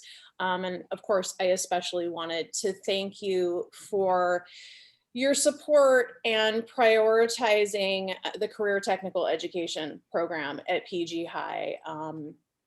Just continuing to build that, I think, is very important, and absolutely appreciate your support on behalf of my whole department. Thank you. Ms. Erickson, before you sign off, I have a question. Thank you so much for your comments. Sure. At one point in conversation, I believe you suggested to me that, once this sort of item rolls a little bit, that there might be other grant money available specifically for culinary. Do you recollect that conversation, or am I imagining things? I believe we were probably talking about the CTIG grant that Principal Keller mentioned. There's the Perkins grant and the CTIG grant, which are both incentives for school districts to invest in CTE. Okay, well, let me just write that down. You said the CTEIG and the Perkins? Correct. Okay, I will just make a note of that, and at the end of the meeting, further that conversation with Mr. Garcia and Dr. Porras. Thank you, Ms. Erickson. Sure, thank you. Mr. Steinbach. Hi, everyone. Thank you, President Paff. I just wanted to piggyback on Principal Keller and Ms. Erickson comments here, and thanking Mr. Kelly for really putting this to the forefront. It's very difficult to kind of organize money, particularly at the district level for CTE, historically speaking. And, I kind of took on Principal Keller's CTE program, and the Career Technical Education Incentive Grant is truly an incentive grant. And what they really want to see, and one of their criteria is seeing the district putting money into the programs. So this is a gigantic step forward. We did spend, $34,000 on 4 brand new industry standard ovens. The current ovens in there, half of the burners are out. It's just antiquated, just in general. And I feel like this particular money being put into this project is really giving back to the students specifically. So wanted to thank Mr. Kelly for that. Thank you, Mr. Steinbach. I see no other hands up, so we will bring this back to the board. We will very quickly go back around with Ms. Dawson, Ms. Swanson, Mr. Swanson, and Mr. Walton. Ms. Dawson, any other comments? No, thank you very much. Ms. Swanson? No more comments. Thank you so much. Mr. Swanson? Nothing further. I'm ready to move forward. Thank you, Mr. Swanson. Mr. Walton? Nothing from me. Thank you. Gabby? No comments. Okay, with that, the motion on the table is to approve this plan, which pushes us forward into year one. I think this plan, like all plans, is modified as necessary, but one has to make a start. So by the time you get to year two, one expects that it's still moving strongly, and by years 3, 4, and 5, something has changed. So it is not set in stone. It is, well, it is not set in stone, but neither is it written in chalk. How's that? So do I have a motion to accept this plan as presented? Also move. Seconded. I'll second. Okay, thank you. Motion was made by Mr. Swanson and seconded by Ms. Dawson, with a close third by Ms. Swanson. Roll call vote, please. Sorry, I'm just clarifying, is this final read or first read? Oh, it's Oh. both according to the listing. Well, we could accept it as a first read. Board, I would propose that we take this as a final read tonight. My motion was for a final read. Okay. Seconded. I'll second that. Very good. Okay, so we are in the same boat. Roll call vote, please. Thank you. Trustee Paff, Aye. trustee Brian Swanson, Aye. trustee Dawson, Aye. trustee Carolyn Swanson, Aye. trustee Walton, Aye. student advisory. Aye. Thank you. Passes 5-0. Thank you all very much. And once again, thank you to everyone, frankly, our staff, Mr. Kelly, and the public for allowing us this opportunity to improve our schools. So with that, we move on to board calendar, future meetings. Dr. Porras, is there anything that changes on this right now? No, Mr. President, there are no changes right now, so you do not need to take any action. However, if the board would like to discuss or make changes, this would be the time to do so. Board, I hear nothing that necessitates a calendar future meeting at this point, although there might be future agendas items. If you have something, please just speak up. I'll give it about 10, 15 seconds.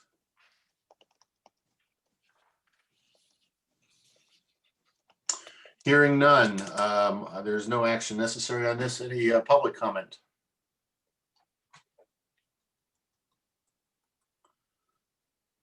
Seeing none, we will move forward. Thank you all very much. This moves us to our regularly scheduled COVID updates. Thank you, Mr. President. I feel like we should have a sponsor in there somewhere. It sounds like. Yes, sponsored by Dial Soap. Go ahead.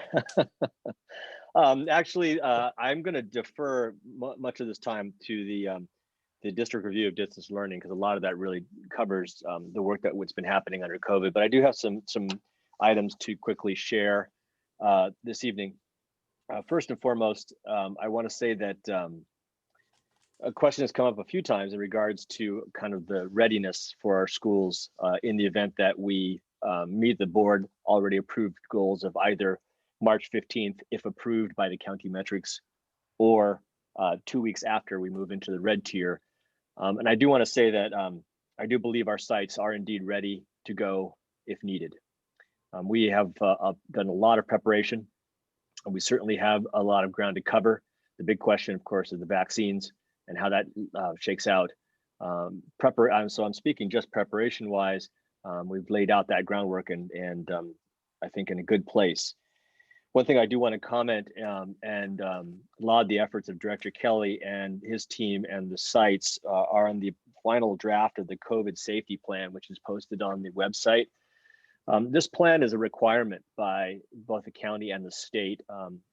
specifically the Department of Health. And it's really directed towards those schools that are accepting the governor's grant incentives to move to open. And we are not in that position, number one, because we're deep into the purple zone anyway. However, the district rose to the challenge of completing this plan anyway, making sure it's done. One thing that I think is notable, the vast majority of this plan had already been complete just with the operation plans that Director Kelly designed and improved upon over the course of this last year. So we were really ahead of the game. And again, I feel very proud of the staff for making that work happen. So when the checklist came for the COVID safety plan, it was nice to see that we were pretty much done. The plan is posted for anyone to see. There is one noticeable missing item, and that is the vaccine cadence order. The cadence is basically how you're ordering out the vaccines for your employees and students. And if you are accepting the incentive grants and you are approved, you have to have that element in your safety plan. We are not there. We're not close to there. So we did not engage yet in a vaccine plan because we don't even have it in the county yet. As we get closer to being in the stage of the phase where educators are the next up, we'll be able to start taking a closer look at that. As far as vaccines go, we've covered a lot of ground with a few agencies to get ourselves prepared.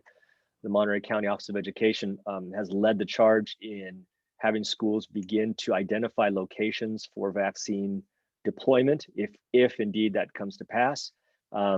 Right now, our area identified is the shared parking lot at the Forest Grove High School lot area. It's big enough to take what we need. There's a drive-through area kind of built in. We have worked with the city. I want to acknowledge in particular the City of Pacific Grove Police Department. They have done a tremendous job in reaching out and have already committed along with Public Works to help make sure that site works effectively with traffic mitigation and control as necessary. So that site, if we are allowed and assigned, we can deploy vaccines on that location. The Community Hospital of the Monterey Peninsula has also been reaching out to us, and we've set up the beginnings of a plan in the event that vaccines are available and we can begin to deploy them. We could cooperate with them.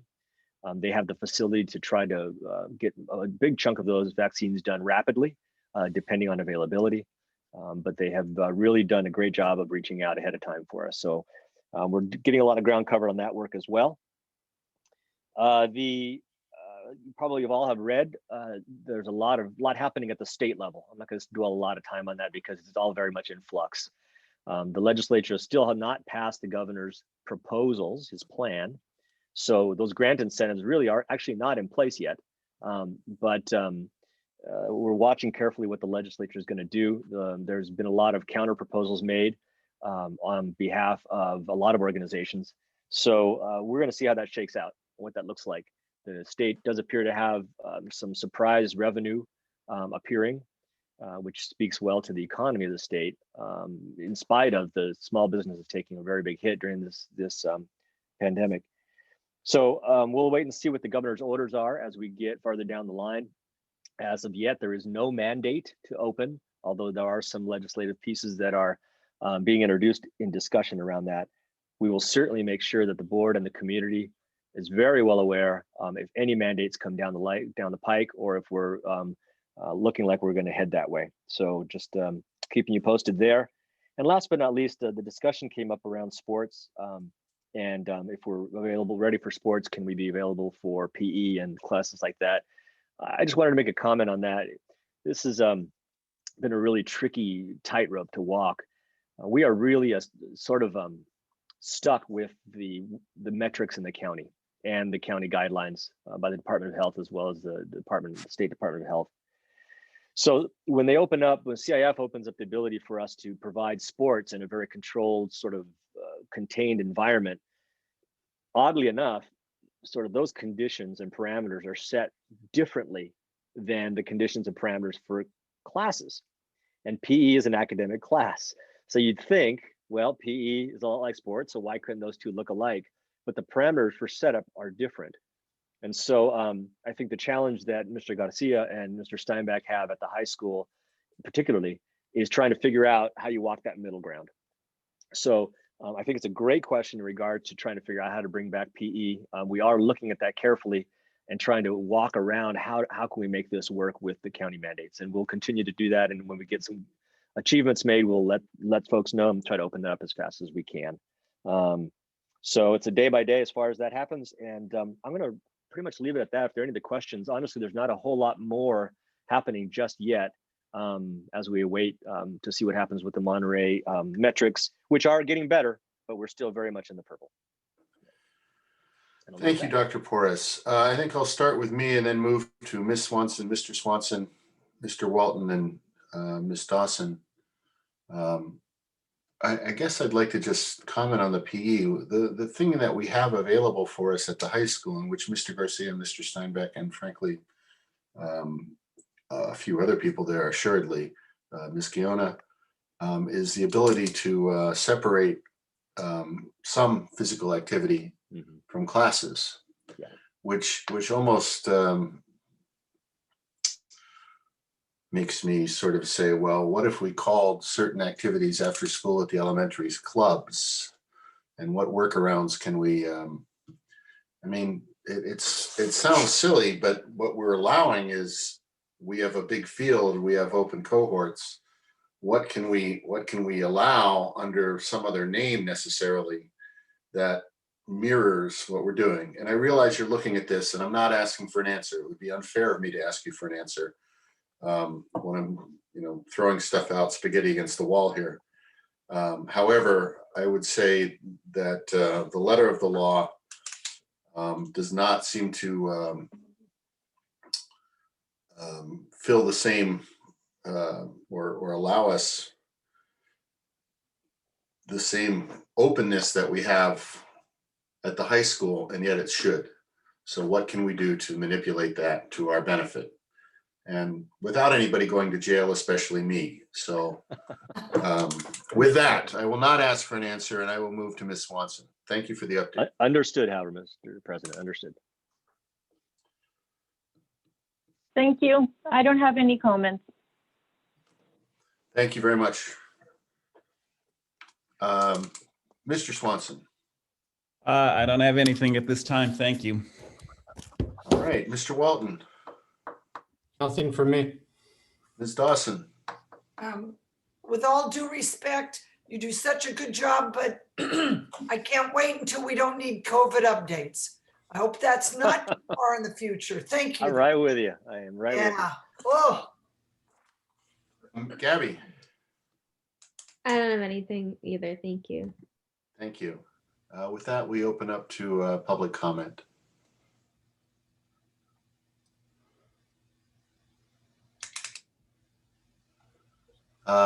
Ms. Jemison. Hi, it's me again. I just wanted to piggyback on something that one of our parents, senior parents said, and what Mr. Garcia has said. I just want to once again extend and express our gratitude from the Senior Parents Planning Committee. We know how hard our teachers are working and how hard the school's working in this crazy time. I mean, it is just affecting everybody, every business, every industry, that we're having to pivot and turn and innovate at all times and every day and every week.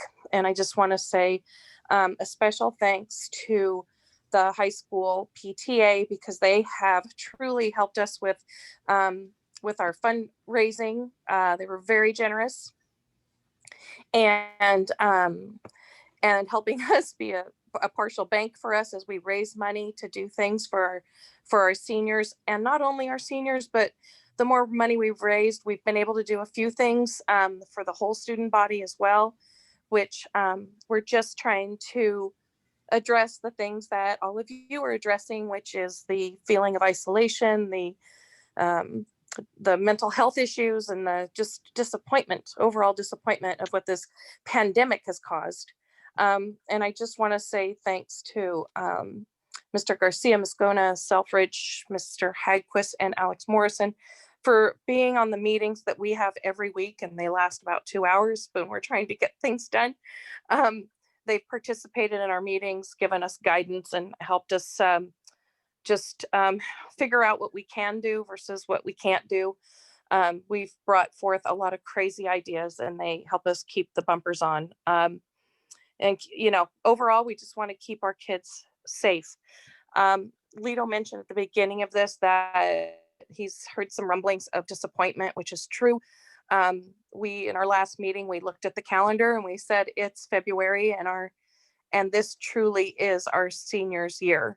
And there is just so much loss in that for them. And I know that all kids are affected. But we are going to continue. Our little committee is about 30 people on email and about 6 people every week getting things done. But we're so proud of our community for donating. We raised $20,000 so far this year to do the things that we've done to keep our kids contacted, keep their spirits up. And we're going to keep pressing forward with new safe ideas. And we just are so proud of the team that's been a part of this. It's even created mini teams in each grade. So it's not just the senior parents, but every grade has a team of parents ready to go and ready to help with any ideas that the school might have. And they may not have the bandwidth because they're so busy with curriculum and everything else that they're having to deal with. So I'm just going to say it again. We're here for you as well. And we just hope that as we're getting closer to year end, we haven't been able to innovate ideas to replace a lot of the activities they usually have. But we're going to keep going, and we just want to continue to ask for the school's continued help, and even the board's help and the district's help, because I know that graduation's coming up for our seniors, and we've got a great idea that they did last year that I hear is going to happen again, and Ms. we hope James. that we can meet with you to continue to make it even better this year. I know I've taken too much time, so thanks, and let's keep Appreciate innovating your together. comments. Mr. Appreciate President, your comments. Thank you very much. Yes. if I may, I want to acknowledge one thing, if I might. Yes. I do want to share with Jamson and with the other parents, absolutely our gratitude for the work that you're doing. You know, small groups are maybe small but mighty, and I just want to assure you also that I had a chance, for example, today to meet with Mr. Garcia and Mr. Steinbach to talk about the senior activities and trying to figure out what we might be able to do and sift and sort as well. And I know that you know, our relationship with the city of Pacific Grove has been really great. And if we can come up with something that we think might even look good, you know, we'll certainly reach out to Mr. Mayor Peak or to the city manager and talk about what possibilities might exist. And while it may not be possible, we're certainly going to try to make that work to the extent that we can. So very much appreciated. Thank you. We Mr. Hayes. understand. So thank you. Let's keep pushing. Hi, thank you so much. I just want to really say I appreciate thinking outside of the box. These are extremely tough times. My daughter, Phoebe, wanted to say something quickly, if that's okay with everyone. Hi, my name is Phoebe Hazen. I'm a 5th grader at Robert Down. I want to say how much I appreciate the teachers. My teacher, Miss Hober, has been amazing. Also, distance learning has been really hard, learning new technology and not having time with my friends in person. I do like having a flexible schedule, and that helps me focus. I have taken so many Google quizzes where I either forget to submit or it doesn't submit when I press the button, so I end up having to do it again a lot. Thank you again, teachers and staff. The students really appreciate you. So, and just to quickly add on that, there are these technology challenges, and I really, again, appreciate you guys doing what you can to think about it and reach out to us parents to help when we can as well. Thank you. Thank you, Mr. Hazen. I see no other hands up. Board, I'm going to bring this back. There's no action required here. So I believe we should move on to update of teacher and housing, affordable housing. Mr. Porras, Mr. Walton, and I believe there's a couple members of the audience that might be participating in this. Is that correct? Yes, sir. We've already unmuted Mr. Driscoll, and we'll go ahead and hand it over to Trustee Walton. Is Mayor Peak unmuted as well? He's here. I'm getting to him now. Yes. Thank you. Thanks, John. Thanks, Ralph. Yeah, so I should have done a better job titling this item. I apologize. You know, this initiative is really not our initiative as a school board, but really the City of Pacific Grove's initiative, which they've kindly invited us to participate in. And I was fortunate enough to be asked by the board to sit in with the working group that they've been having meetings with and brainstorming with. And, you know, I will say that, you know, affordable housing and being able to live in our community is obviously a challenge. We're not a low cost area to live. As a matter of fact, I was looking through a paper the other day, and I think I saw a 1 bedroom, 1 bath, 500 square foot house for the low price of $995 in Pacific Grove. So obviously to live in our community, like I'm sure a lot of our staff and teachers and families would like to, is a challenge because that is a significant price point, just as one example. And I know the City of Pacific Grove takes this very seriously. I know we all as members of the community do too. We want to have a very rich and diverse, embracing community of all socio and economic levels, incomes, race, colors, creeds, job types. So I think housing is one of those key things that we need to think about as a community. And I'm probably not the best person to speak on it as an individual, and I would not speak on behalf of the board. It's really something at a future date we should probably agendize to talk about in the fall sometime. But I've asked the consultant that's leading the effort, Dave Driscoll, to come and give us a brief presentation. I appreciate his patience tonight, waiting for his turn to speak. He's got about 10 slides, I believe, he'd like to present to us. And then obviously the board's open to asking him questions. So I turn it over to Mr. Driscoll if he's here. Sure. Thank you. Hi, everybody. Can you hear me? Yeah, great. So thanks for having me here to talk. I'm going to make it fairly quick, just give you an overview of the work we've been doing and where it's headed, and give you some information about where you can get more details. If we can go to the next slide. So we've been calling it the Welcome Home Initiative. It is focused on creating a more affordable future, and it's a real important part of making a better future for the community, socially, physically, economically, environmentally. It's really about the well-being of the community. And when I use the word community, it's the people who live in the community today, also the people who teach there, who work there, who make the community work. We have about 7,000, best estimate we have, about 7,000 people who work in Pacific Grove every day, and only about 20% of them or less actually are able to live in Pacific Grove. So it's a significant number of people who are part of the community who, sometimes by choice, but often because they can't afford it, are not able to live there.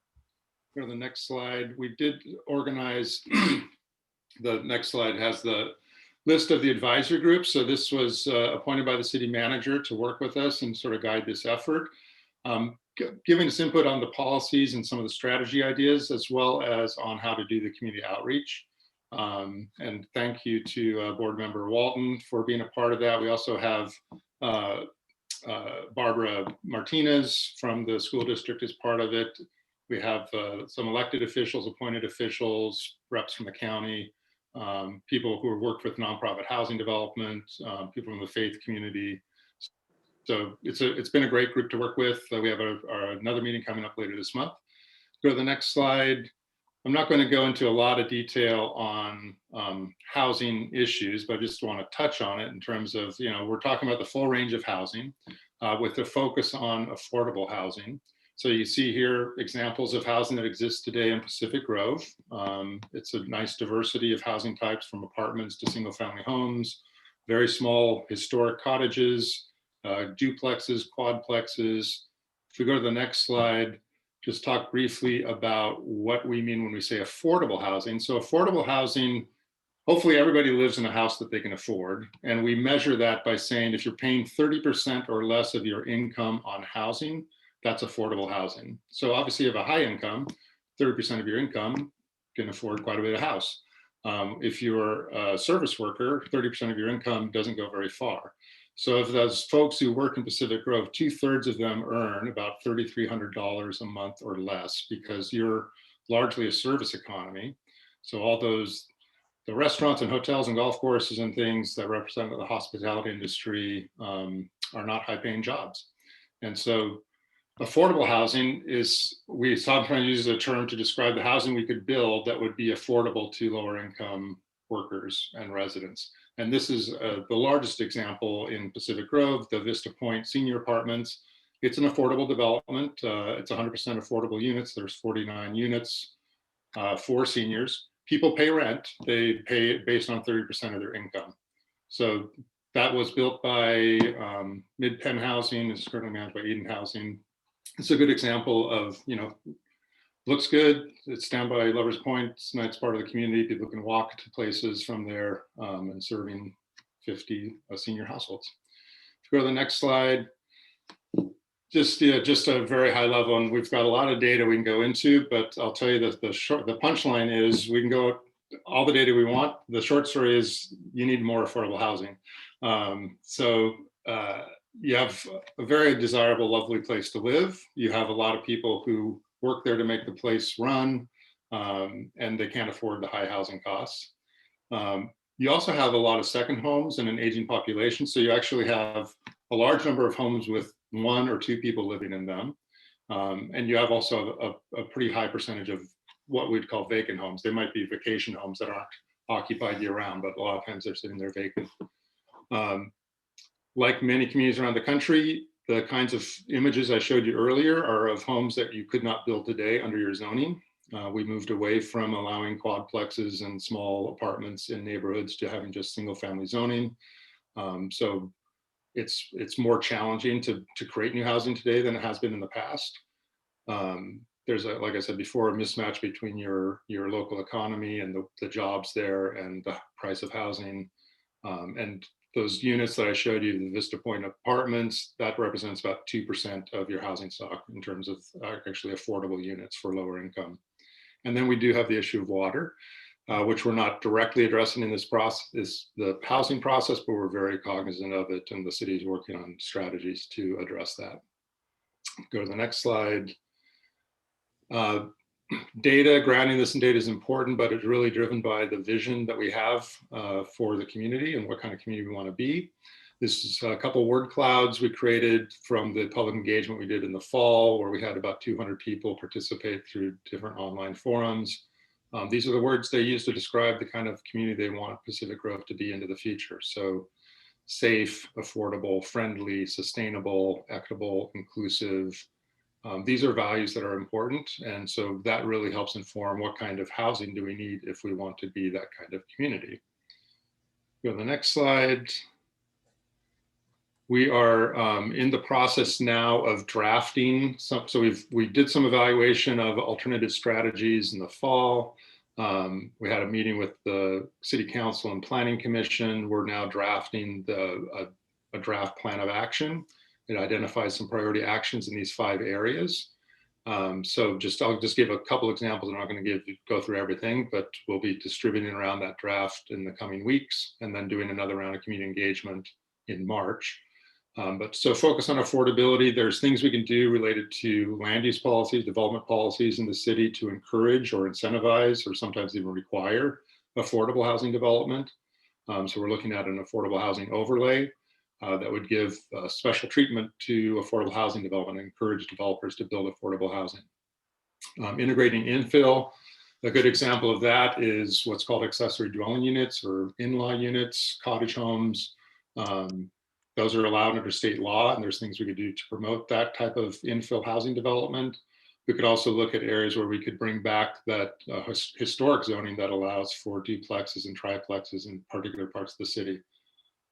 Partnering on opportunity sites is an important one. So the city owns land, school district owns land, faith-based organizations own land that oftentimes are undeveloped, underdeveloped, have parking lots that we could actually partner with nonprofit housing developers, donate the land or put it under a long-term lease and support the development of affordable housing that's managed by groups like Eden Housing that manage Vista Point to be permanently affordable housing for families, for seniors, for workforce. And there's some pretty significant sites in town that while they are very lovely surface parking lots, they could both provide parking and provide housing if they were redeveloped. Making better use of what we have. A good example there is the home sharing program. There's a group called Covia. They help connect seniors, mostly seniors, but it doesn't have to be seniors, who are living alone in a larger home. Maybe they're uncomfortable looking for a roommate, don't know how to go about it. They help link them with people who are looking for rooms to rent, provides companionship, provides income. It's a way to make better use of those homes that we have. And then the last bit is making it easier, which is things like streamlining review of and approval for affordable housing. So there's more certainty for developers who are coming in, nonprofit developers in particular, to build housing, and to have really clear objective standards by which we evaluate development proposals. So I know I've been going really fast, and that's a lot, and I didn't touch on 90% of what we could talk about, but I wanted to give you a quick overview. If we go to the next slide, just in terms of where we're at, where we're going. The one before that, I think, is the schedule. So we're in the midst of developing the priority strategies and writing the plan right now.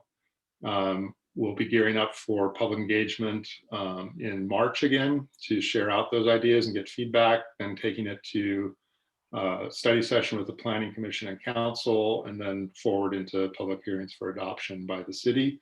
And love to then share it back with you and maybe have a discussion about sort of what those strategies are and what the school district might be interested in related to supporting those areas of action. And the last one is the link to the project website.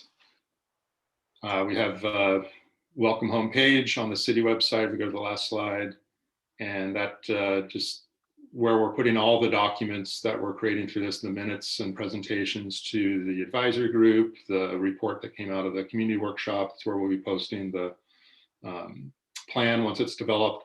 And there's a link there on the website that you can sign up for the email list for the project. And so encourage everybody to get on that list. And that's where we'll be announcing when the workshops are and distributing the documents through. So want to thank John for making this possible this evening to share this. Happy to answer any questions. And I know the mayor's on, and also a couple of the city staff, Anastasia and Terry are on the line with us too. So yeah, there you go. Thanks. Thank you very much. Thanks, David. Yeah, John, I'll turn it back over to you. I don't know if you want, I don't know if you want to ask any of the other city staff or mayor to speak on it as well, or just open it to public comment. Well, honestly, John, I was going to immediately go back and say, John, did you want to have Mayor Peak speak on any of it? Or Mayor Peak, would you like to discuss anything further on this time? Please, I'll be brief. Good evening, President Paff and board. And especially, I appreciate all the efforts and the time that Trustee Walton is spending on our housing advisory group. And I just want to thank the board for taking some time and keeping in view this critical issue for the community. We all have a lot of other challenges. This housing issue is going to outlast COVID. And so keeping it in mind is much appreciated. Thank you very much. Mayor Peak, thank you so very much. John, is there anything you wanted to add?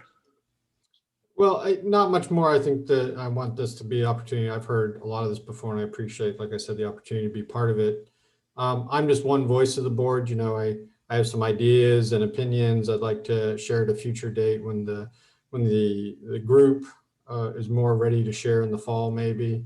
I think it'd probably be premature for me to jump into that. I certainly don't want to be perceived as representing the board's opinion on this. So I think it's probably best to let the rest of the board weigh in and ask questions as they see fit.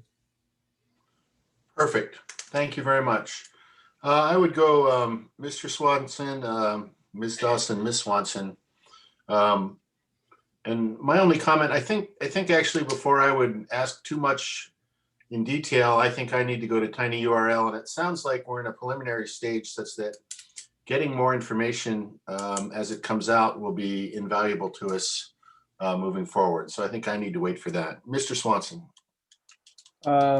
Just a couple of things. The presentation that we just saw, do we have that? Has that been shared with us? And or if not, can we see that? It looks like a PowerPoint. Can that be shared? Yeah, it can be shared. We sent it to the district earlier today. That would be great.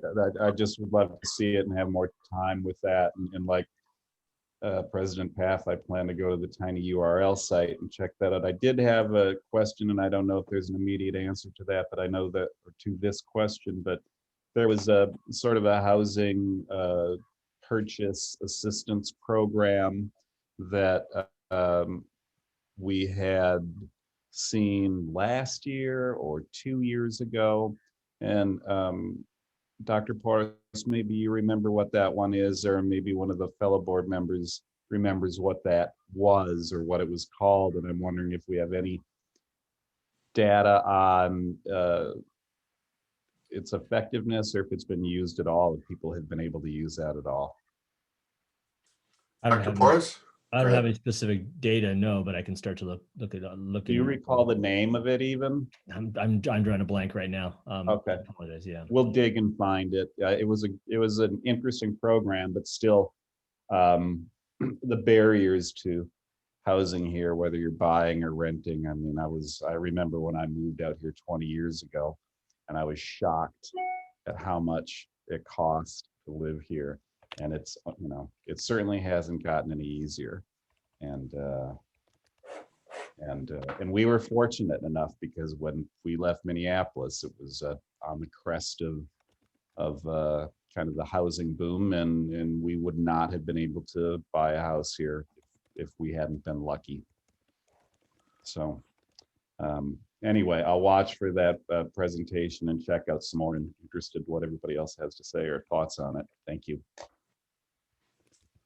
Brian, thank you very much. Ms. Dawson. Yeah, I really appreciated the presentation, and there were options that you were highlighting that I've never even thought of. So that was kind of nice to have a new point of view.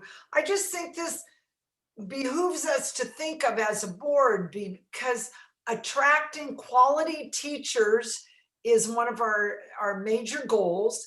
And it is hard when, as a young teacher, when you're getting started within the profession and you're trying to find the money to live somewhere, it's tough, and this area is tough.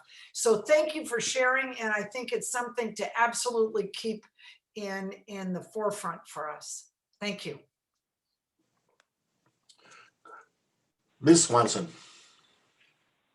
Thank you, John. I have a question. So our item tonight is about teacher housing / affordable housing. And in your presentation, which I realize is broad view, so this may be too exact of a question, but the affordable housing, I don't think our teachers would really qualify for that salary wise. So were those numbers just kind of broad strokes, or are those,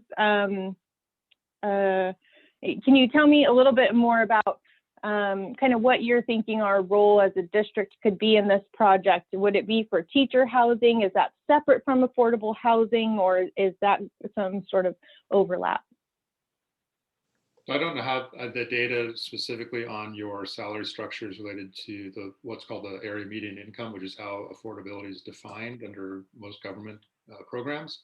But I would expect that a number of your teachers and staff would qualify under affordable housing, potentially in the moderate income, 80 to 120% of AMI, and possibly in the lower income categories as well. So we're looking right now in the study and the program at the broader affordable housing, which would be inclusive of teachers who fall into those income categories. But same time, teacher housing is something certainly many other communities have been looking at. It's not a challenge as unique to you in terms of attracting teachers and retaining teachers in a high market location. So there are examples of school districts that have donated land or somehow partnered with a nonprofit housing developer to create purpose-built housing to serve teachers or serve staff. Not as, it's not going to serve everybody's needs. Not everyone's going to choose to be in that type of housing, but for a lot of people, particularly new hires and others, it is an attractive housing option and one way of responding. Thank you. Okay, and then our district currently, we don't collect developer fees. So when I hear increased housing, I hear increased students. And so how can that kind of be remedied by increasing housing and then increasing students, which means we don't get additional funding for those students because our district isn't set up that way? It's something we can look at. I would say generally, I don't think you're projected to grow in student population. Like most places, you're probably an aging community. But we could look at what those numbers might look like. I don't know. We'd have to talk with your facility staff, what your projections are, and what your current capacity is. No further questions. Thank you. Thank you, Ms. Swanson. Hey, John, sorry. Go ahead, John. Yeah, can I just add a few things perhaps? Yeah. Thanks. One is, as I mentioned when I introduced this item, I probably should have done a better job titling it. I certainly appreciate the discussion around teacher housing, because I think, it is a national and statewide trend that, teachers are certainly challenged in finding housing. And as Christine said, to attract teachers and, teachers who are younger and maybe not starting at the highest pay scale, it's challenging. So, but I would, if I could go back in time and retitle this item, I probably would have called it staff housing, because I think, we're a team here in the district, as much as the majority I know of our costs might go to the payroll of teaching staff, and they're critical to the education. All of our staff deserve a chance, I think, to live and work in the same community. And it's not just about, I think, as David said, it's, when you do the math of if 30% of your income goes to housing, not everyone makes the same pay in our district either. So I think a lot of times our perceptions of what people get paid are skewed, perhaps.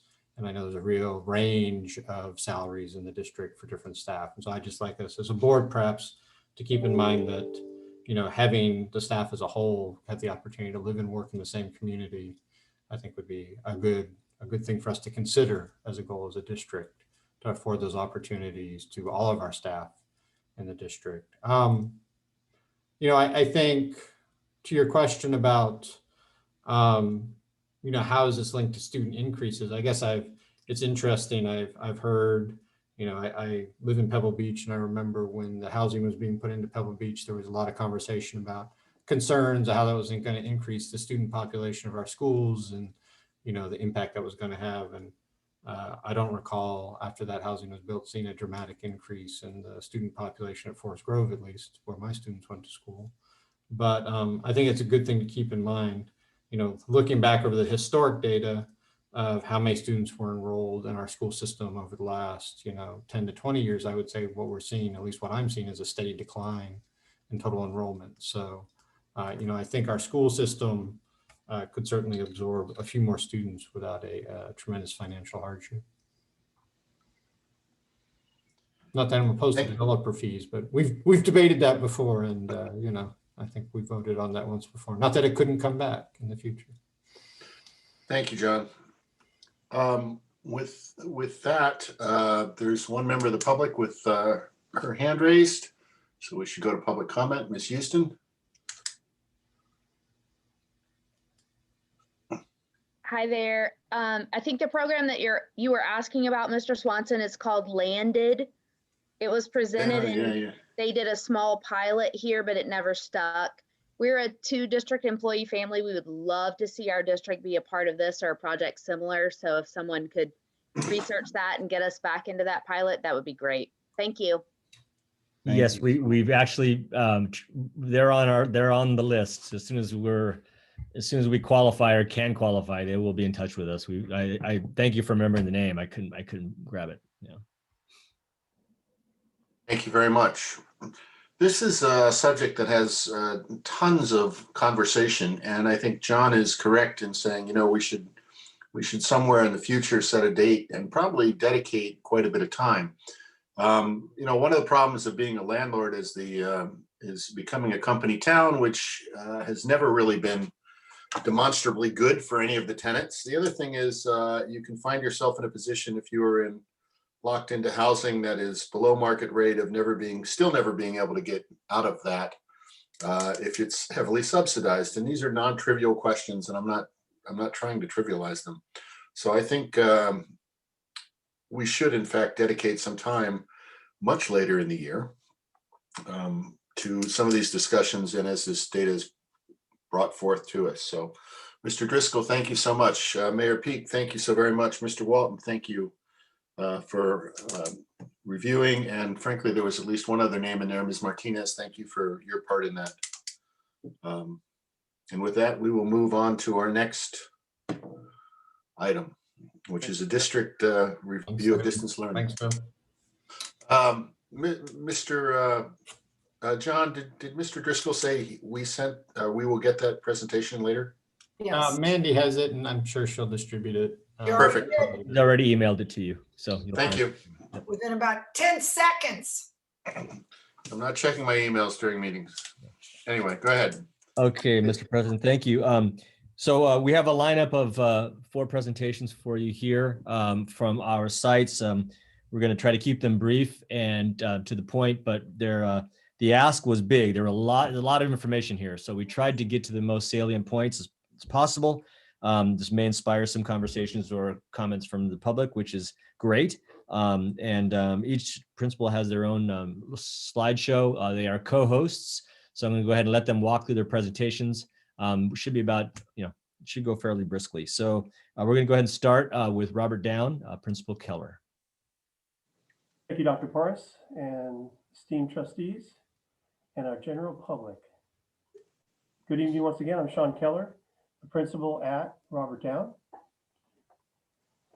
And we were asked to share our results of the distance learning survey and get some other data collected from a request from the public and a request from the board. So Mr. Rogaman and I worked very closely. You'll see that our presentations are fairly close. And you can see here that Robert Down families were 51.2% of the overall participants in our parent survey. That was 244 Robert Down parents, and that's 57% of our represented students at Robert Down. And second grade led the lead with 19.4 participants, a percentage of participants. And this first pie chart is about the amount of time their children spends online. And 73.3% of our parents felt that it was the right amount of time. 19% felt like it was not enough time. And about 7.8% felt it was too much time. We then felt that you would like to see a comparison of the pie charts of how much student help is needed during synchronous versus asynchronous instruction. And you can see here that the synchronous obviously was less, that the child does not need much help during synchronous, but that they need more help during synchronous time. And you can see that for the child needing some help, there's about 5% difference, and you can see about an 8% or 7% jump when it comes to asynchronous time, of help needed during asynchronous time. So definitely, obviously, help is needed more during asynchronous. We then talked about a comparison of the engagement between synchronous and asynchronous time, so the students being engaged. And again, you can see that there's just a slight drop. The categories were mostly engaged, or sorry, very engaged, mostly engaged, somewhat engaged, little engagement, or I didn't know. And you can see here that when we clump all the engaged together, that's about 93.9% during synchronous time. And it drops, when you clump those three together over on this pie chart, it drops about 23.6% when it comes down to asynchronous time.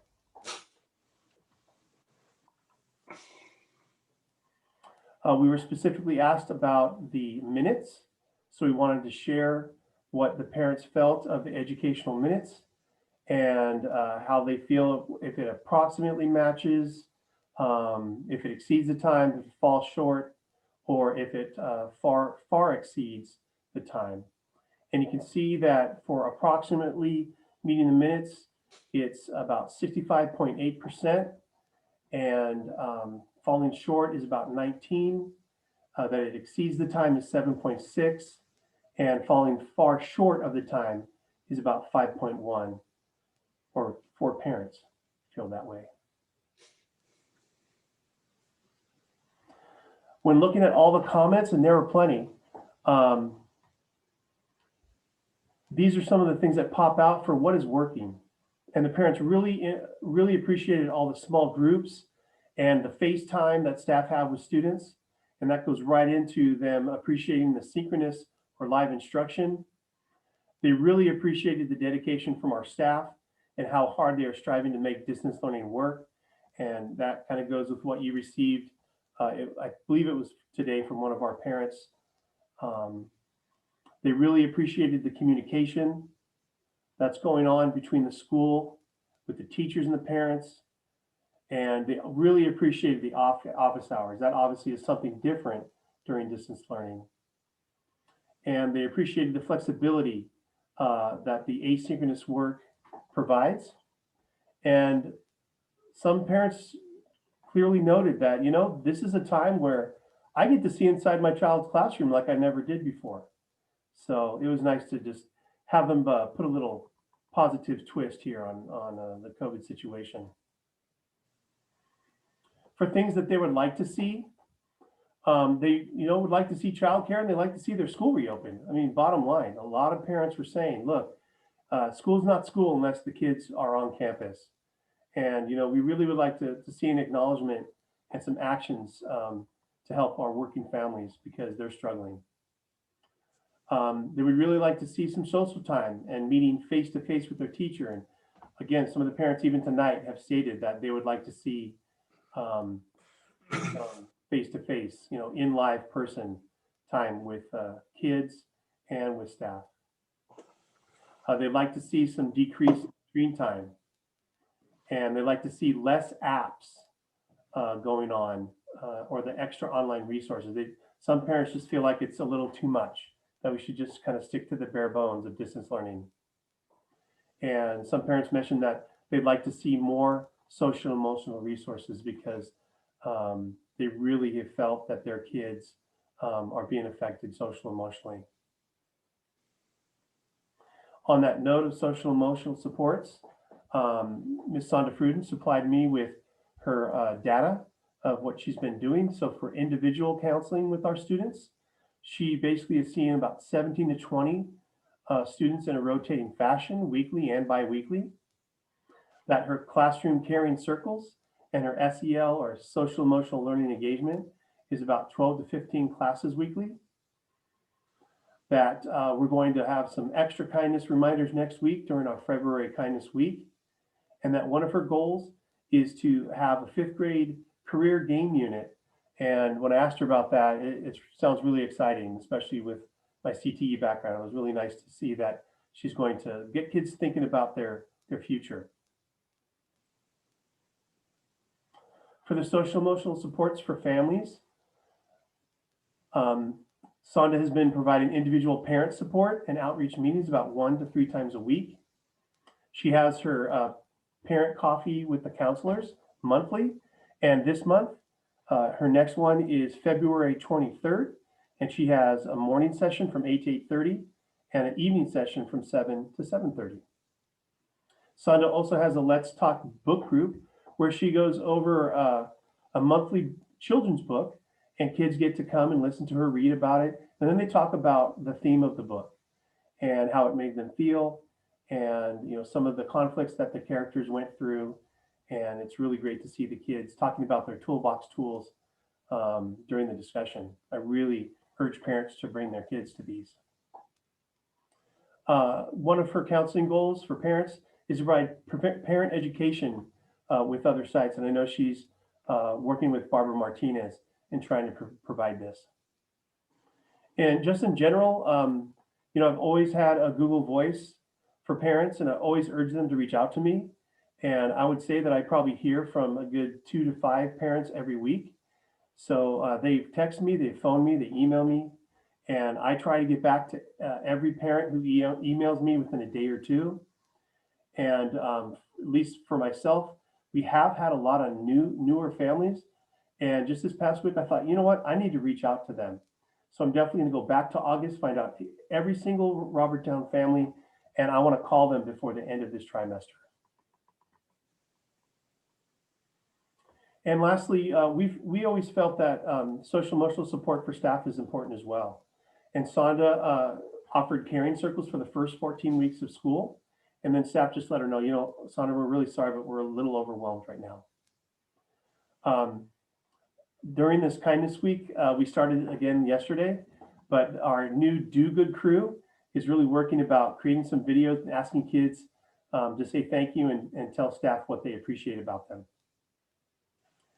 And I just know, again, for myself, it's just really listening to staff to see how they're doing. When I do see them on campus or I check in with them over the phone, it's spending extra time. You know, after a meeting, stay on, see how they're doing, making an effort to see how they're doing, and you know, when they come and discuss their life, just ask them how are things and how are you. We've had a lot of things going on with the fires, with the rains lately. We've had families that have been displaced, and I just want to make sure that my staff is okay. And again, I'm available to my staff. They call, text me all the time, and I continually ask my staff, what do you need, especially with tech and any kind of supplies. We were asked to analyze grades, and I know this is a lot to see and a lot to look at. So I'll let you soak this in a little bit. Again, I just want to remind the board, this is not a GPA. This should not be looked at as middle school or high school grades. And if you look at the top here, our staff have a standards-based report card where they need to judge students every trimester with if students are thoroughly understanding the standards, if they're adequately understanding the standards, if they're partially understanding the standards, if they're minimally understanding the standards, or if that standard just wasn't looked at for this trimester. And you can see how things have fluctuated. I would say for the most part, when you look at the grades, they have gone down just a little bit, but there are some gains as well. And I compared these to last trimester, the first trimester of 2019 and 20. So this is a direct comparison to the grade level, not to the cohort.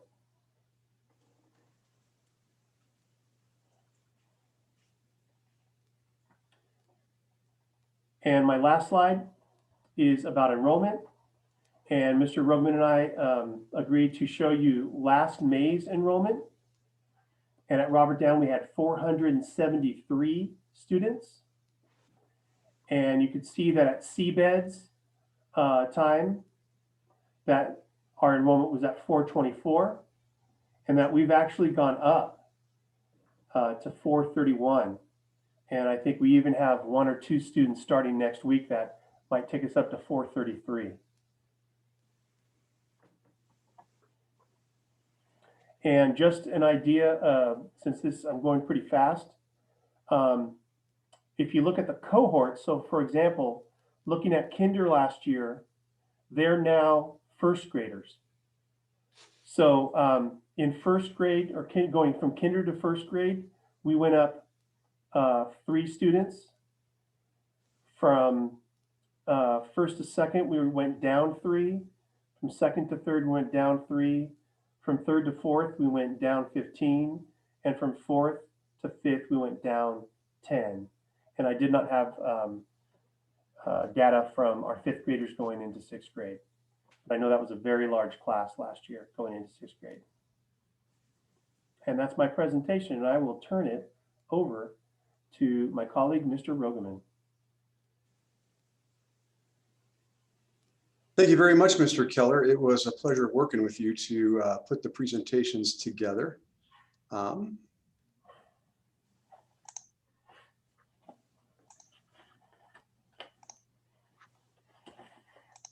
And I think that one of the things that the board is going to notice as we go through this is that the data for the two schools is very, very similar. One of our goals at the outset of doing our distance learning program was to try to, as much as we could, align the two programs. And so when Mr. Keller and I started to look at the results of the data and even the parent comments that wound up coming back, there were amazingly similar results. And we think a lot of that has to do with the incredible work that our staff has done across the grade levels to remain aligned. And so we're really proud of that. When you look at the first slide, you can kind of see the breakdown by who responded. We had 228 of our parents respond, which represented 58.6% of our population. I think that Mr. Keller's told it was like almost the exact same. So we had pretty similar results in terms of the participation. Our first grade had the most percentage of respondents with 50 people as a row number responding. This is once again the amount of time that the child is spending in live instruction or synchronous instruction with their teachers. And so we had that first amount, nearly 70% of our families felt that we had about the right amount of time of instruction. There was about 21% that felt that it was not enough time, and about 10 felt that it was too much. So we think we've done a pretty good job of having that right amount of synchronous instruction for our families. And here is the comparison side by side for synchronous and asynchronous instruction, judging how much help is needed in either one of those two modes. So if you look at the blue and the yellow pieces of pie, those are the ones that say my child does not need support or my child needs some support. The red slice of pie says my child needs a lot of support. I think when you look at that red slice of pie, you really see the difference between the synchronous and asynchronous instruction. Children need the most support when they don't have the teacher present on the screen or our aides helping to do the instruction in the school day. I think we all knew that, and this data bears that out. When you look at the level of engagement, it's a similar result. Here, what you're looking at is kind of that orange slice of pie. The blue is where students are very engaged. The red, or excuse me, the green is mostly engaged. And so it's that orange slice of pie that is going to signify little engagement, and the red that's going to signify no engagement. So what we see once again is what we thought might happen is that when the students are on live with their teachers, they are engaged because our teachers are pretty amazing. They are coming through the screen with their personalities and keeping the students engaged and interested in learning. When we look at the educational minutes, what we did was we told the parents how many minutes their students are supposed to be receiving when you combine the live instruction and the asynchronous instruction. For kindergarten, that total is 180 minutes. For first through third grade, it's 230 minutes. For fourth and fifth grade, it's 240 minutes. And so when we asked our parents if the time is coming out at about the right amount, 2/3 of them said that it approximately matches. And then we had about another 10% that said it exceeded or far exceeded the time. We had about 24% that said it fell a little bit short of the time. So then we also looked at the parent comments, starting off with what is working. I will say that when we built this survey, it was an incredible combination of effort with the school site councils from both sites, as well as the leadership teams of both sites, and also the PGTA looking over the questions. And so when we got the comments back, it was data that we were really looking to get. The thing that turned out positive is that the schoolwork was contained to the school day. Our parents responded very positively to the fact that once they're done with the school day, they don't need to try to hassle their children to do homework. And so we got a positive response with that. Our parents also really like the organization and routine that is present. So a lot of that can be attributed to our Monday planning day. When our grade level teams are meeting, they organize and plan the entire week so that we can stay aligned and so that the children, our students, have kind of the same program day after day, week after week. That level of stability really allows the students to relax and focus on learning and helps the teachers put forth a great program. The synchronous instruction got high praise, really because of the teachers and instructional assistants who are doing that instruction. And then our parents also responded very positively to small group instruction. When we looked at the constructive feedback to improve, one of the things that our parents did express is a need for the child school, child care, and then also clearly we have people that would love for us to reopen school. We know that the best way for children to learn is face-to-face, and so we are really hoping that we can bring down the metrics in the county to the point where we're able to come back for live instruction. And we heard loud and clear from our parents that they have an interest in us reopening school. They also asked for more time for the students to interact socially. That is one need that we are trying to meet. We called for parent volunteers who have been fingerprinted by the district to help run some social groups. We also have some clubs that have started so kids can kind of meet on a social basis once a week that way. We also have a number of teachers that are doing lunch groups or virtual recess for their students, trying to fill this need that parents have expressed to interact socially. I think the other thing that stood out was that some of our children are starting to have a negative attitude towards school, or they're feeling depressed. We did get some accounts of students from parents saying that their students really love school, but now it's really hard to get them to log on and they're starting not to like it. So it's that social emotional aspect that we talk a lot about and that we've tried to prioritize as a school that came up as one of those needs. Also, managing resources. Some of our parents talked about it being overwhelming when they look at the links, the textbooks, the notebooks, and the supplies. And I understand that. Educating a young child takes a lot of resources and a lot of materials. So we'll keep trying to organize that as best we can for our parents so they can help manage that with their children. And then once again, that emphasis on live instruction. When you look at the social emotional supports for our children, we feel like this is one of the most important things that we do. Here are some of the things that we're doing based on the conversations we've had with the counselor and what's going on around school. We're seeing about 13 students a week, and then also doing the classroom caring circles that are associated with the Toolbox social emotional learning program. Nice thing about the caring circles is we started those last year. So it's an extension of the work that we began last year when we adopted the Toolbox. Our counselor is also seeing small groups of students, 3 to 5 students, and 5 groups of those weekly. And she puts out a weekly social emotional learning video from the counselor. Don't forget, I'm going to put in a plug for the mindful moments that we do every morning with our students to help them calm and focus and start the day with a really positive message. We've got Kindness Week coming next week.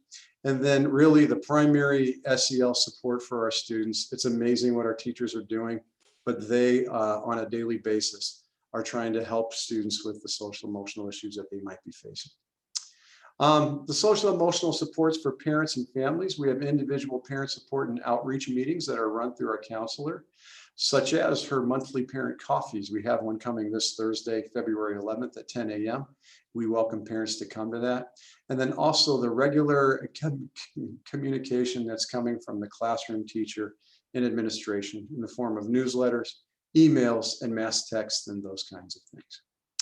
Here is the grade data that we have, and as Mr. Keller explained, a 3.0 means that the student has reached grade level mastery, 4 is exceeding, 2 is approaching, 1 is below. So as you look at the data, we have it laid out in this table. When you have a chance to look at this presentation later, you can see the comparison.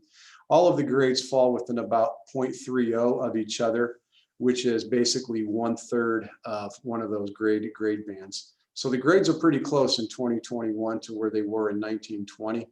You'll notice that there are a couple of categories for science that aren't graded, and there's an explanation for that on the bottom of the screen.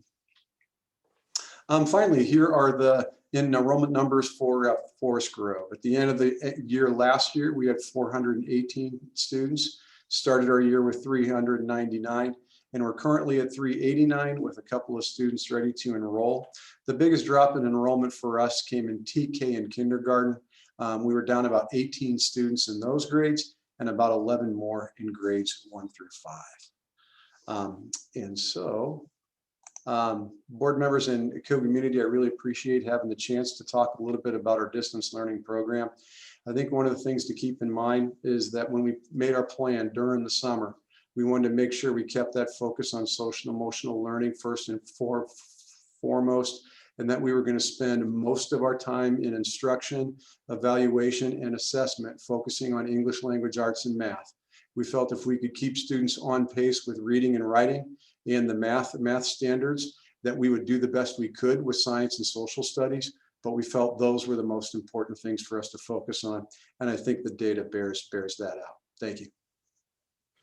Thank you, Mr. Robyman. I think we're going to go immediately to Mr. Roach. All right, thank you, everybody. Well done, elementary schools. Let's talk a little bit about Pacific Grove Middle School.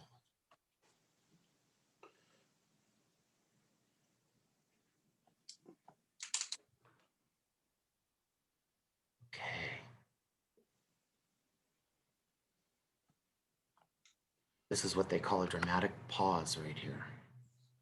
Okay, so the first slide we are going to show you is a comparison. What we try to do is compare apples with apples. So these are our current 7th grade students right now. And semester 1 of 2019-2020 is when those very students were in 6th grade. Semester 1 of 2020-2021 is the current year in 7th grade. I'll let you kind of take a look at it. Looks like a little bit of a dip in GPA. The number of 4.0s actually went up, as did the number of students with a GPA below a 2.0. And we did see a rise of students who are failing classes at this time.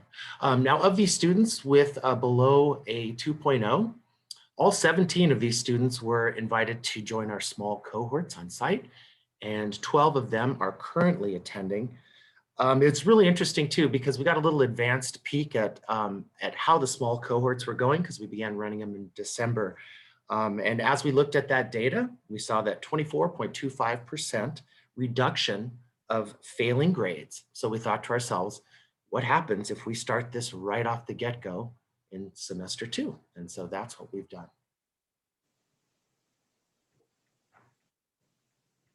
Here's a comparison of our current 8th graders. Their 7th grade year is right here, semester 1 of 2019-2020. We can see very little difference between GPAs, and a rather sizable difference in the number of 4.0s, as well as the number of students who have below a 2.0. I think what we're seeing here is a little bit of grade polarization. I think we're seeing a little bit of grades migrating either to the top or to the bottom. That's one of the things that we kind of sussed out of this data. And so 15 of the 17 were invited, 9 agreed to attend. The other 6, actually 3 of those 6 declined, and we are going to keep hammering them and trying to get them up here. The other 3 moved out of state. Here's a comparison of our D and F data. The blue bar is students with a D or an F. The red bar are students with an F, and the yellow bar is just the raw number of Fs. So if a student has 3 Fs, that would count 3 in that category. The little percentage, and we did a 3-year comparison, 18-19, 19-20, and 20-21. So I'll let you just kind of look at that a little bit. The percentages up at the top of these are the percent of our total enrollment. So you can see it was up high, dipped a little bit, and then of course this is our full distance learning year. Okay. Now down towards the bottom, 56 of these students, 56 of the 95 students were invited to the small cohorts. They account for 68% of all of our Ds and Fs. However, those numbers are going to increase as we have found our 6th grade cohort teacher. So we will be adding about 12 students to that. That would bring us right around 52 students on campus. Some of our conclusions, further data analysis revealed that those students with Fs in semester 1 of 2020 were largely the same students who were receiving Fs in semester 1 of 2019. So there was a challenge that had been seen prior, okay? What we did with this data is immediately in January, we shared this data with staff and we further divided or disaggregated the data based on grade level and discipline, so that each discipline could see how many Fs were issued at that time. 56 of the students invited back to school for on-site support make up 68% of all semester 1 Ds and Fs. We have surveyed our students twice this year. The first time we surveyed them was in September of 2020, just to see how we're doing. And then we surveyed them right when we got out of break in January of 2021.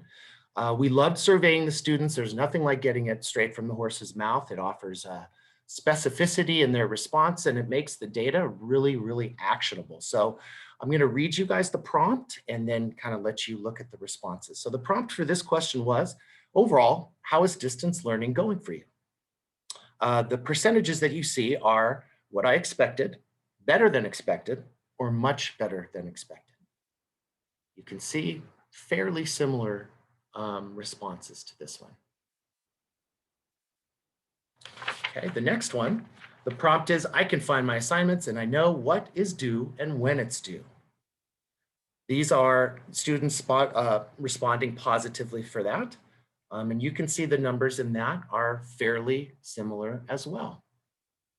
Very little change in those. The prompt for this one, teachers are doing a good job of communicating with me. Those responding positively. I think we're seeing a trend here. Not a whole lot of movement. The next prompt, I'm able to see my teachers, ask questions, and participate in class. These students responded agreed or strongly agreed. Again, fairly similar numbers. I think that validates the data. The next one is a rather large one. So outside of scheduled class times, I am spending an average of blank hours doing schoolwork each week. And I'm going to let you guys just kind of drink that in.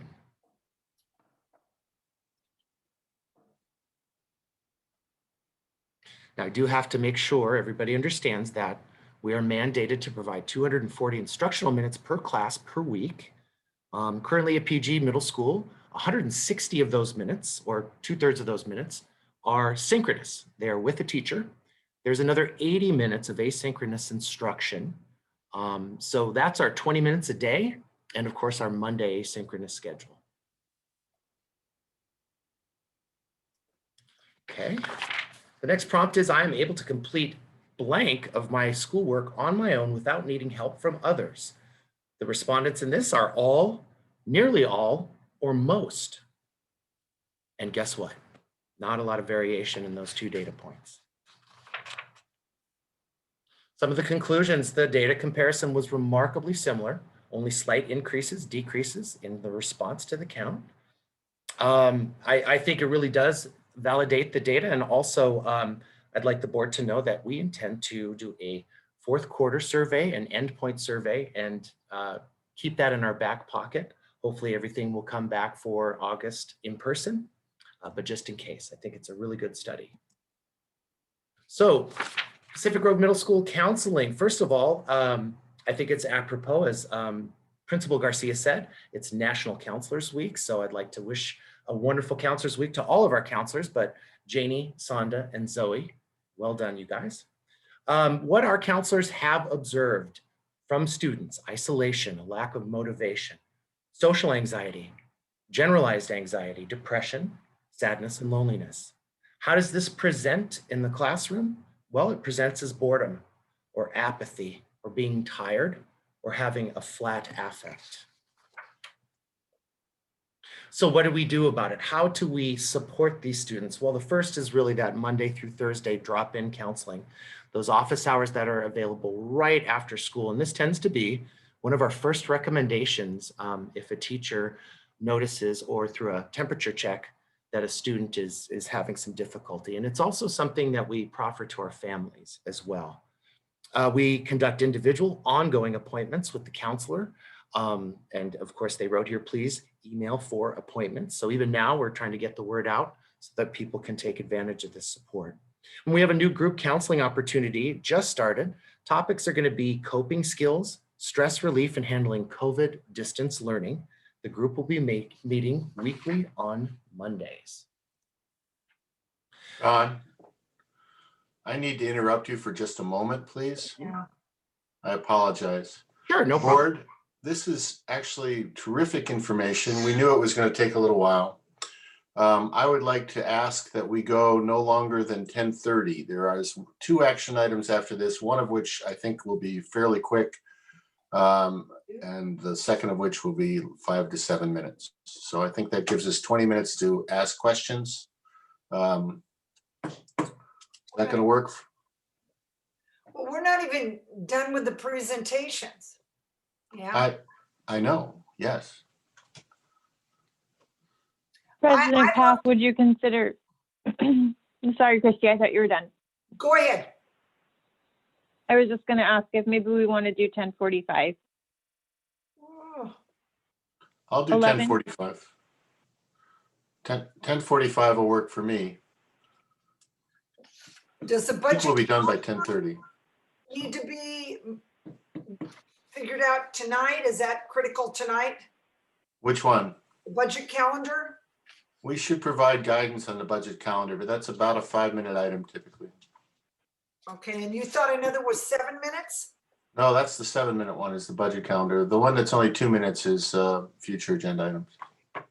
Well, I'm just going on record that, this to me is so much meat and we're kind of zipping through them where we're not even, and we have so much time we spend talking about other stuff. This is our job as the education of kids. So I've got kind of an issue rushing. I don't see a way around it because it's very late, but I don't know. I have to tell you, I'm very frustrated to rush all this great work these guys have done and not be able to really look at it with some time. Christy, I'm a little confused. Are you advocating to go past 10:45, or are you just expressing your frustration? I think it's fine. We go to 10:45, and I am frustrated that when we do something like this, that's this critical, that it's given sufficient time. That's all. Everything we did tonight was critical. The bond measure was critical. No But question about this is it. what we talked about on Saturday regarding student learning. And somehow if we do the percentage, it's not enough. That's all.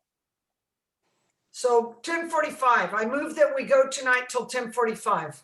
I'll second. Okay. Roll call. Sorry. Trustee Paff, Aye. trustee Brian Swanson, Aye. trustee Dawson, Aye.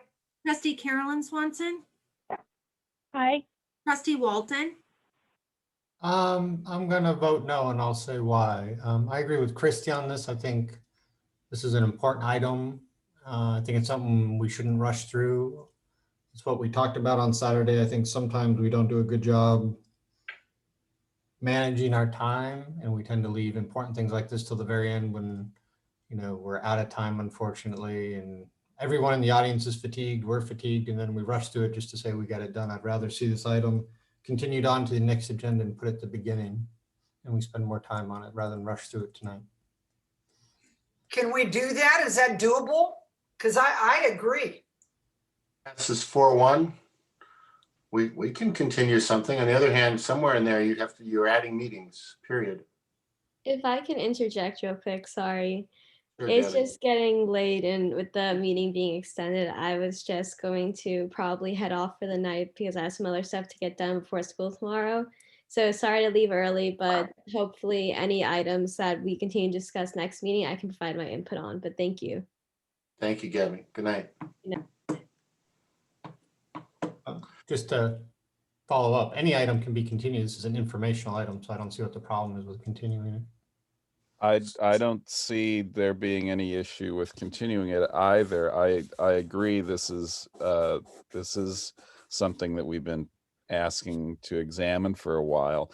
We can continue it. I mean, we've only continued the length of the meeting. It doesn't mean that we can't either see more of this or pause this and create a special meeting and examine it further, or bring it back to the next meeting, although that next meeting I believe isn't until March 4, and that feels too far away. I'm almost done too, trustees. Just want to let you know that. Thank you, Sean. Okay, well, we have voted to go till 10:45, no later. Sean, go ahead and continue, please. Thank you. Appreciate it. Okay. Continuing on with PGMS counseling supports, lunch groups with the counselors, which is a game-based, topic-based, just opportunity for social connection and interaction. Staff lunch clubs for students. Kids really love this, really enjoy it, and we all get to geek out. Parent coffee with the counselors, support tickets. We have a support ticket system where teachers can write if they have academic concerns, social emotional concerns, technological challenges, and these are routed to specific people. That's a wonderful system. Follow-up and outreach after our students of concern focused staff meetings. You've heard me talk about this in the past. Very powerful collaborations. Immediate outreach to all identified and referred students from teacher or administration. Notification via text and email. Go to the next one. SSTs, 504s, staff weather check. How are you doing today? You know, that's a really, really important thing for students to be able to gain that trust and let people know how they feel so that we can do something about it. Counselor newsletter articles, attending monthly countywide collaborative counselor meetings designed to share information, weekly counselor meetings within PGUSD. And our counseling corner, this is on all of our Google Classrooms. We just want to make sure, I think if there's a silver lining to this entire thing, it's that counseling has a really important seat at the table right now in schools in general. And it is vital that their insight and expertise be drawn upon, especially in service of our students. So I'm going to leave you with that. I'm going to let you guys read that. That's our enrollment for 1920, 2021.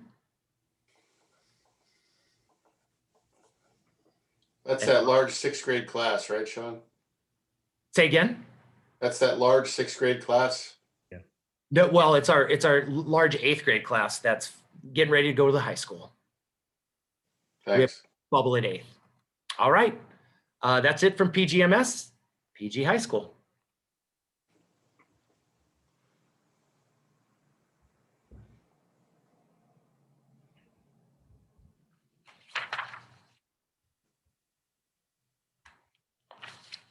Mr. Garcia. Yes.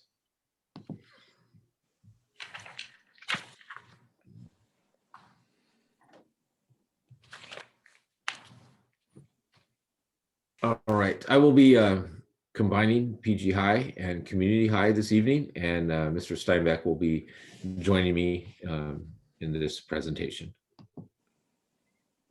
So our survey, we had 193 responses from our parents, and our junior class was the largest number of respondents. We had excellent response from our students, and pretty well rounded as well. At the top, you have parent responses. At the bottom, you have student responses to the same question. And as you can see, they're fairly on par with each other.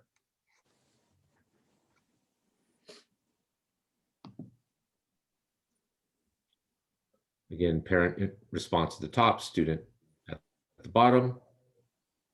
And they are flipped. So if you look at the parent one, it's strongly agreed at the top. If you look at the student one, it's strongly disagreed at the bottom. So you'll have to adjust as you look at the bars in comparison.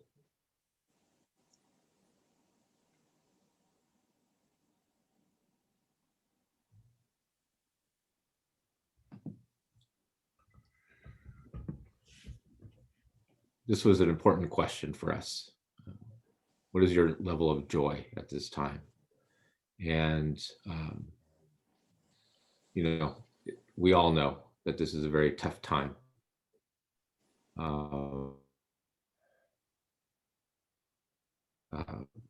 As we saw in our grade presentation earlier, they're hanging in there grade-wise, but we know they want to be back on campus. We want them back on campus, and we hope that we can get there sooner rather than later. I'll just be quickly skipping through these slides as we've already presented them earlier. And then looking at community high school. And our grades are structured differently at community high. And what we did is we looked at our rounds 1, 2, and 3 and the average credits that students are earning towards their graduation. So comparing last school year, the first 3 rounds, to this year, the first 3 rounds. And the students listed here, 13 in 2019 and 17 listed in 2020. Those are students who participated in all 3 rounds.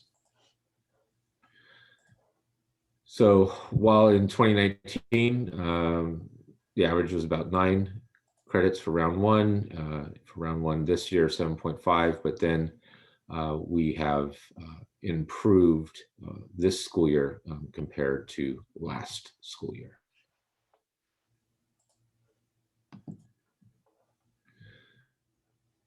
Some of the highlights, and the one I personally am most proud of is a check-in that Mrs. Dieter brought forward this school year. She personally is reaching out to our families once every 2 weeks and just checking in on how they are doing. And I do believe that this has helped improve the engagement of our students, and I believe it is reflected here in our absences. We have reduced the average absence of students from last year to this year. We've also had some students graduate early. We had 2 graduate in December, and 2 are on track to graduate within the coming weeks. Mrs. Dieter has also been doing a great job of bringing in a variety of organizations to help our students with their future after high school. And that involved and is involving MPC admissions, FAFSA work. We're also setting the stage for next school year in helping students earn their community service. And so she is working with SBCA to develop a strong partnership in preparation for next year. And additionally, helping our seniors think about what their future holds for them and through transition projects. Looking at enrollment. So enrollment as of last week, 562. We have gone on. We had from October to now 13 students move out of state, 4 to another part of the state, 4 to another part of the county.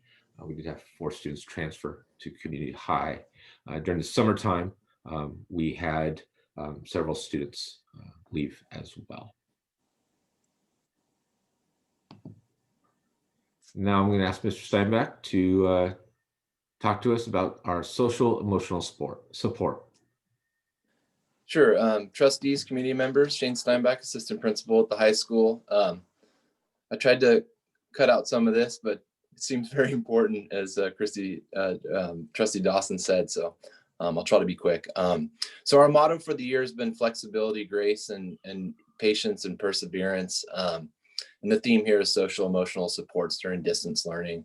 To start with, our outreach counselor, Michelle Cadigan, she's just done a fantastic job. Michelle provides supports mainly to at-risk and special populations. Our at-risk populations include students who are struggling academically, social, emotionally, or have been identified as having another barrier of some kind to their success at the high school. Special populations include students with Section 504 accommodations, socioeconomically disadvantaged, foster youth, homeless, and our English language learner population. Supports range from teacher coping skills, strategies to overcome a variety of obstacles, student study team meetings, crisis intervention, and collaboration with teachers and staff to support our students' needs. Ms. Cadigan just works tirelessly, and she does an excellent job every day coming in, is just constantly reaching out to our kids and parents and the like. Our academic counselors, Kristen Paris and Margaret Rice, provide support to students during course registration, college and financial aid application process, and regular meetings to support student success, just to name a few. PGHS has continued a commitment to providing athletic, club, and leadership opportunities. Certainly Gabby has kept us up to date on these things all year, but a quick refresher. Leadership team teamed up with our counselors to reach out to students new to Pacific Grove in order to make them feel welcome at the beginning of the year. They arranged online meetings with games and trivia and delivered homemade gift bags to their doorstep, which was pretty cool. The leadership team hosted Breaker Buddies, as we always do, although this year it was via Zoom and online. ASB hosted our virtual club rush. Leadership organized students, parents, teachers, and administrators to participate in a communication audit that was conducted in the fall. One of the immediate outcomes of this audit was to shift to our Google Classroom homerooms on Mondays as a means to disseminate information school-wide. The leadership students have since been producing video versions of our weekly bulletin. They're always fun and exciting, and from what I hear from the teachers and students, they're going over really well and keeping us up to date. Lastly, ASB hosted 3 online assemblies featuring poetry and music from our students. The Poetry Out Loud Assembly was held on January 29th, and as Gabby informed us earlier today, Claire Rogeman will be competing in the coming days. Our quarter system bell schedule and homeroom Mondays, with an eye on easing the academic load, students on average are taking 3 classes per quarter, and our bell schedule has built-in half-hour breaks between classes. Our homeroom Mondays give students a chance to touch base with their homeroom teacher and keep up to date on current events. We always have creative and inclusive activities for students to engage in during these homeroom activities. We recently had a great lesson plan last week created by our very own Maddie Portella on the life and achievement of Dr. Martin Luther King Jr., which is just fantastic. Our homeroom policy has been changed so that no homework is assigned or due over holidays or breaks. Transparency and teacher clarity has been a priority to inform students at the beginning of the week when assignments are due. And we're currently in the process of finalizing a more thorough homework policy with an update coming soon. Also, with flexibility and grace in mind, we've moved toward a more process-based rather than outcome-based form of assessment whenever possible. A quick update on our phase 1, 2, and 3 reentry. Phase 1 began in late November with the return of our students in special education. Phase 2 started January 26th with PGHS reaching out to 35 families who were identified as struggling as a result of distance learning. 18 of these families agreed to participate in in-person learning on campus, and it's going extremely well. Our phase 3 reentry is scheduled to begin March 2nd in an attempt to bring even more students on campus. Lastly, we want to acknowledge our PTA and various parent committees for their efforts in planning creative events for our students. We greatly appreciate all the hard work our parents have put into attempting to organize the events while working under these difficult conditions. A couple of examples of how our PTA, along with grade level parents, have provided opportunities for our students. They've organized grade level events for students to come on campus to receive goodie bags several times throughout the year, and organized a drive-in movie event for our seniors. As you heard from parents today, such as Demi and others, it's quite difficult during these times, particularly for our seniors. And we just wanted to thank for all your efforts. Thank you, Leo. And that, I believe, oh no, we've got more. Athletics. So these are the sports that we are bringing onto campus for conditioning and practice. And prior to winter break and into January, the numbers you see there are the various sports that we were offered and the participation level that we had. And then at the bottom, this is the most recent information that we have.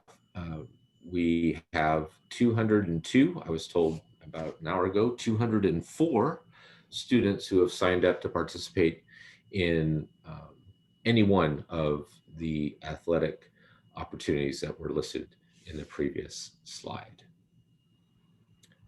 And that concludes our presentation.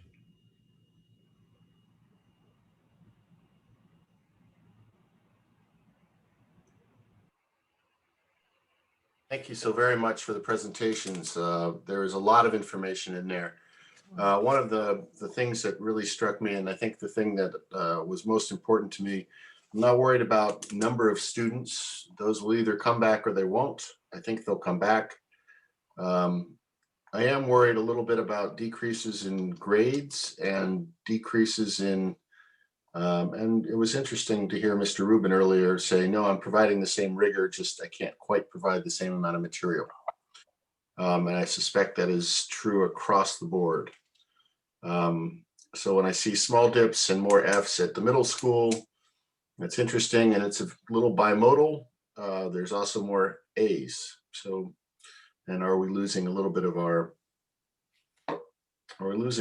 what we're actually teaching?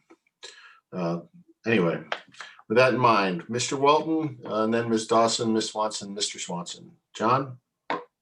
Appreciate the staff putting all the information together. A lot of good work in there. I think there's a lot of data in there that we should take into consideration and talk about when it comes up to bell schedules and curriculum, whether we continue to move forward with the schedule as it currently is, or as we think about the schedule and the classes for next year. You know, I think the pandemic maybe at one time was seen as a one-time phenomenon we just had to get past, but you know, it may have taught us some things that are valuable for the future, including some of the correlation between what was in this presentation and some of the things Mr. Rubin showed. So look forward to talking about it more at future meetings when it's an action item.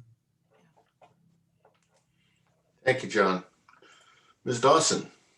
As I said before, at the height of our meeting today, we had over 116, and now we're less than 50. And to me, this is what our jobs are, is the educational piece.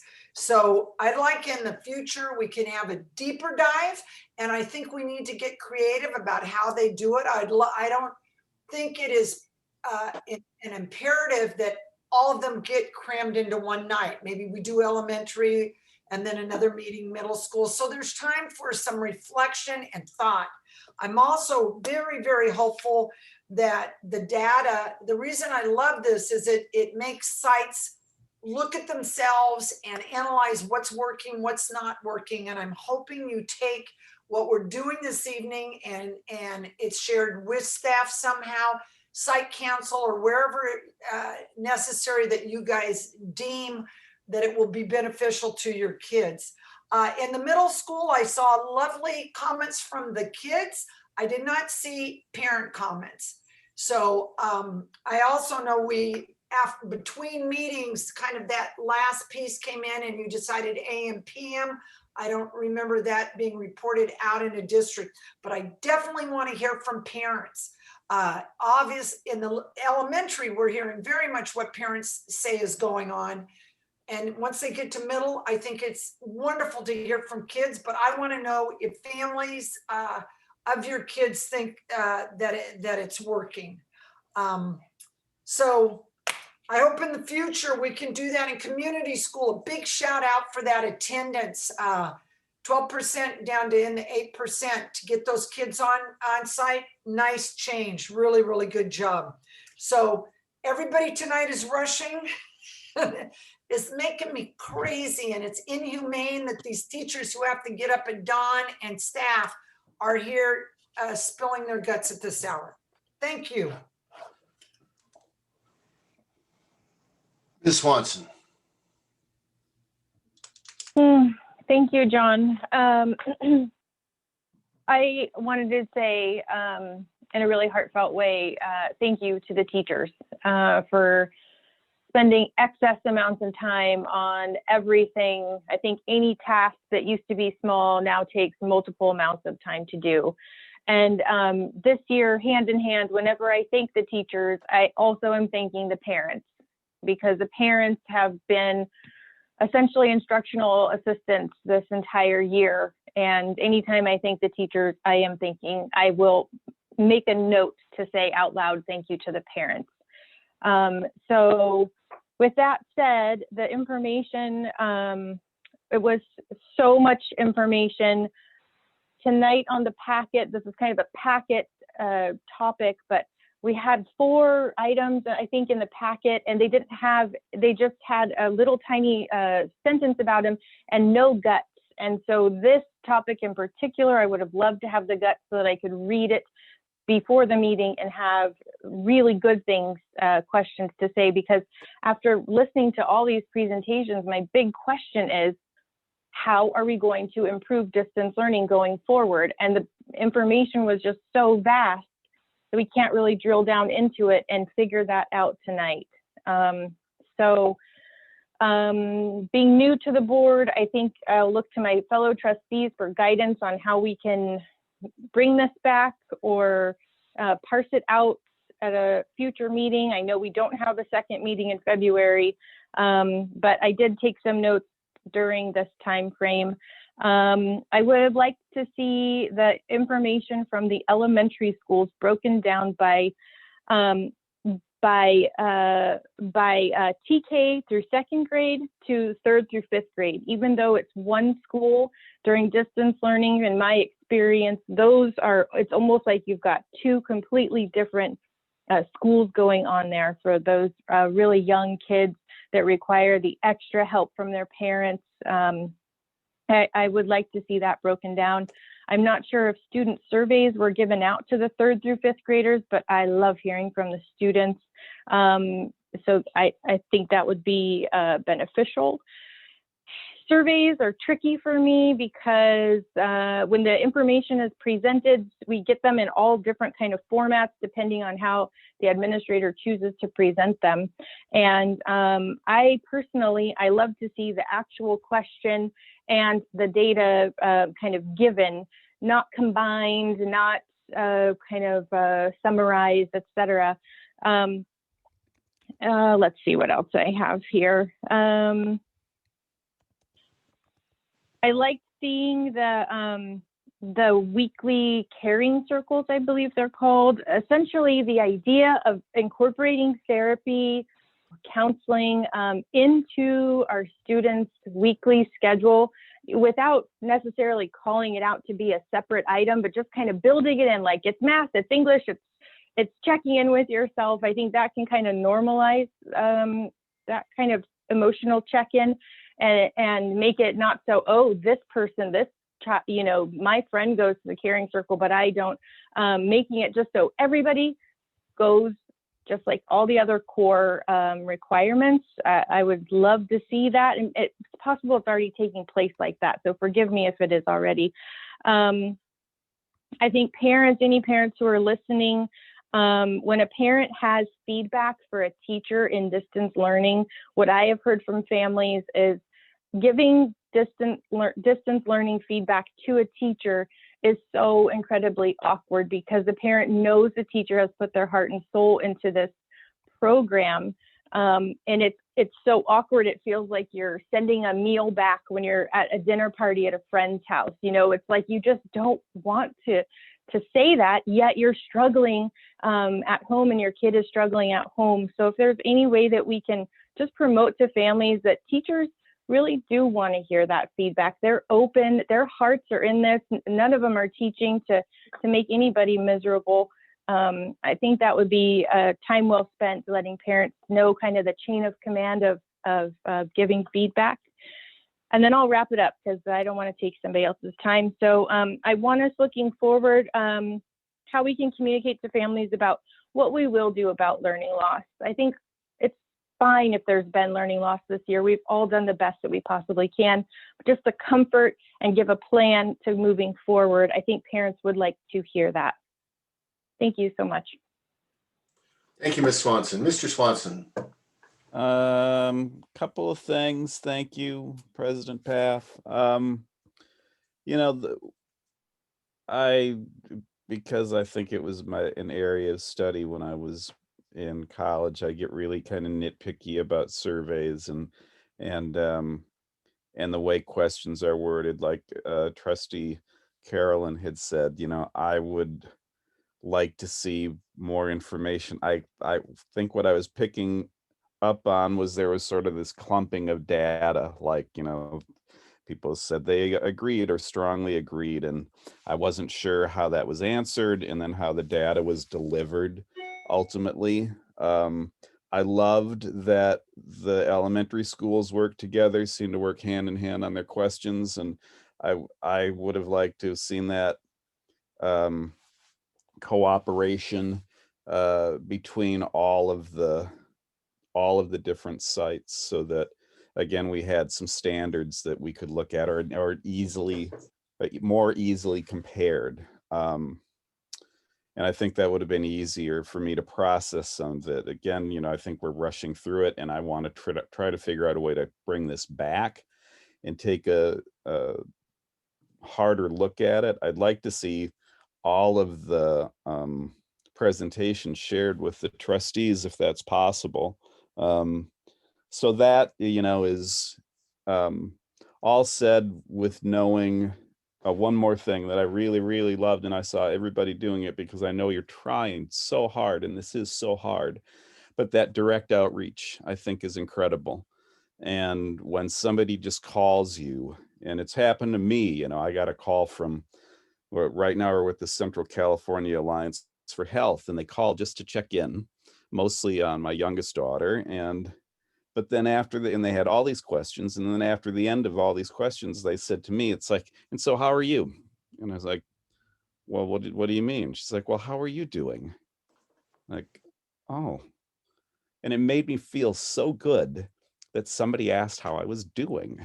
And it was just that little thing, but I see that you are all doing that and trying to even make greater efforts and expand that outreach just to check in with everybody to see how they're doing. And I think that's fantastic. So kudos to you for all of that on top of everything else and how impossibly difficult this year is. So that's all I've got. Thank you. Thank you, Brian. Trustees, we received, I believe, 3 out of 4 of these presentations in the last 2 weeks. We certainly received one from Mr. Keller and Mr. Rogaman with more information, in fact, than they presented here tonight. And I believe the middle school sent us as well. I missed those, so if you go back, I think there's more data in our inboxes. Public comment.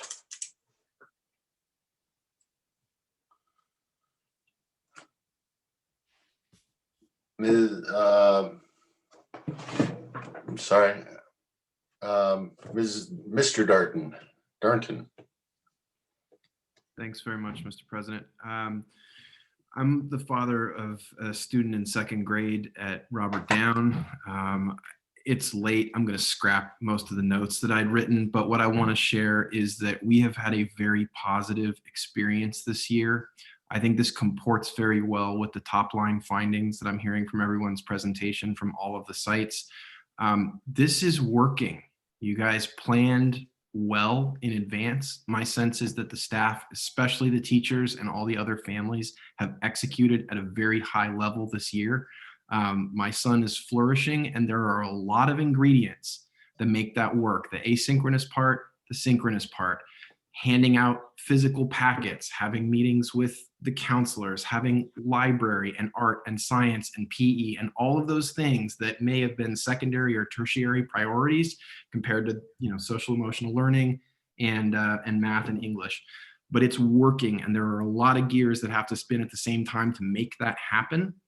And so the one point that I wanted to make to the board as we go forward, not just with this meeting, but going forward with all of the decision making about possible reopening, I would urge the board to ensure, no matter what happens with reopening discussions, that the distance learning track be preserved and protected, not just as a formality to have the option on the table, but to be preserved and protected at the current level of excellence that is being delivered for my son, and I think for a lot of other families. We intend, no matter what happens, to stick with the distance learning outcome, not just by necessity, but by choice. You guys are doing a really good job, a great job, and I encourage that to continue. Thank you very much. Thank you, Mr. Darton. Mr. Hagquist.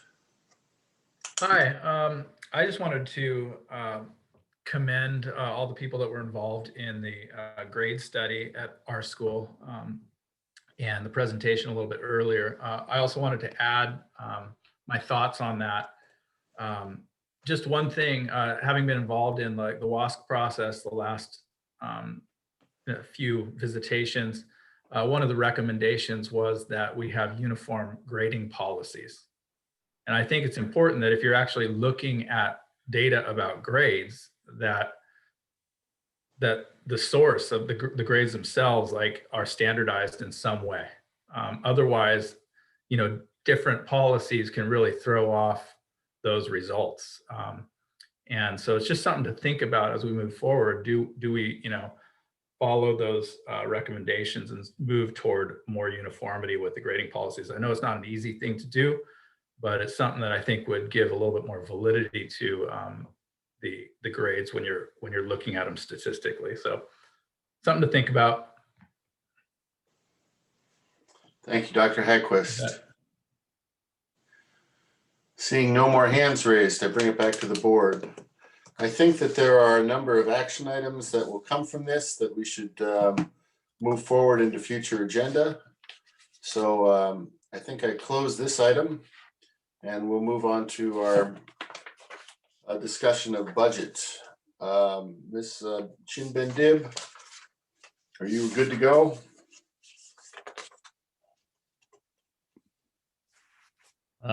Gotcha. Thank you. All right, Tom, I thought you were, no, you're good. Here you go. Okay, I'm good to go. Okay. If we have time, I could speak a little bit deeper in one or two items, but I'll just probably just go over real quickly all these dates here. Is just so we know in terms of budget, it's not exhaustive. This is not just all the dates that we talk about budget. In between, we always can bring back certain items. For example, is the property tax. We have the next high level is in April. We, you know, we can certainly bring back information. So just want to know that this is not it. This is just a major items, major highlights for the year. Obviously, the first one is the governor's proposes budget every new fiscal year, and he normally does it in the early January, and this year was on January 8th. And the board items are the board meetings, January 7th, we presented the enrollment and property tax dollars projections. And then the subsequent board meeting in January was about of course, for the board to accept the audit, which is important because it's about last year's data. It will impact the new year's fund balance. And then also about the governor's proposed budget. Going forward, I'm just going to breeze through this. February 7th tonight is the budget calendar. Normally it's around February that we present a calendar because we want to talk about the second interim, which is the next board meeting. and also the budget development. This is it's not goal because it's not board meetings, but it's important internally for us to build the budget. It's a very foundation for us to get really a solid budget, not just staffing, look at students, but also to really review and examine each department's and each site's budget, because they're really the core that build up the total budget for the school district.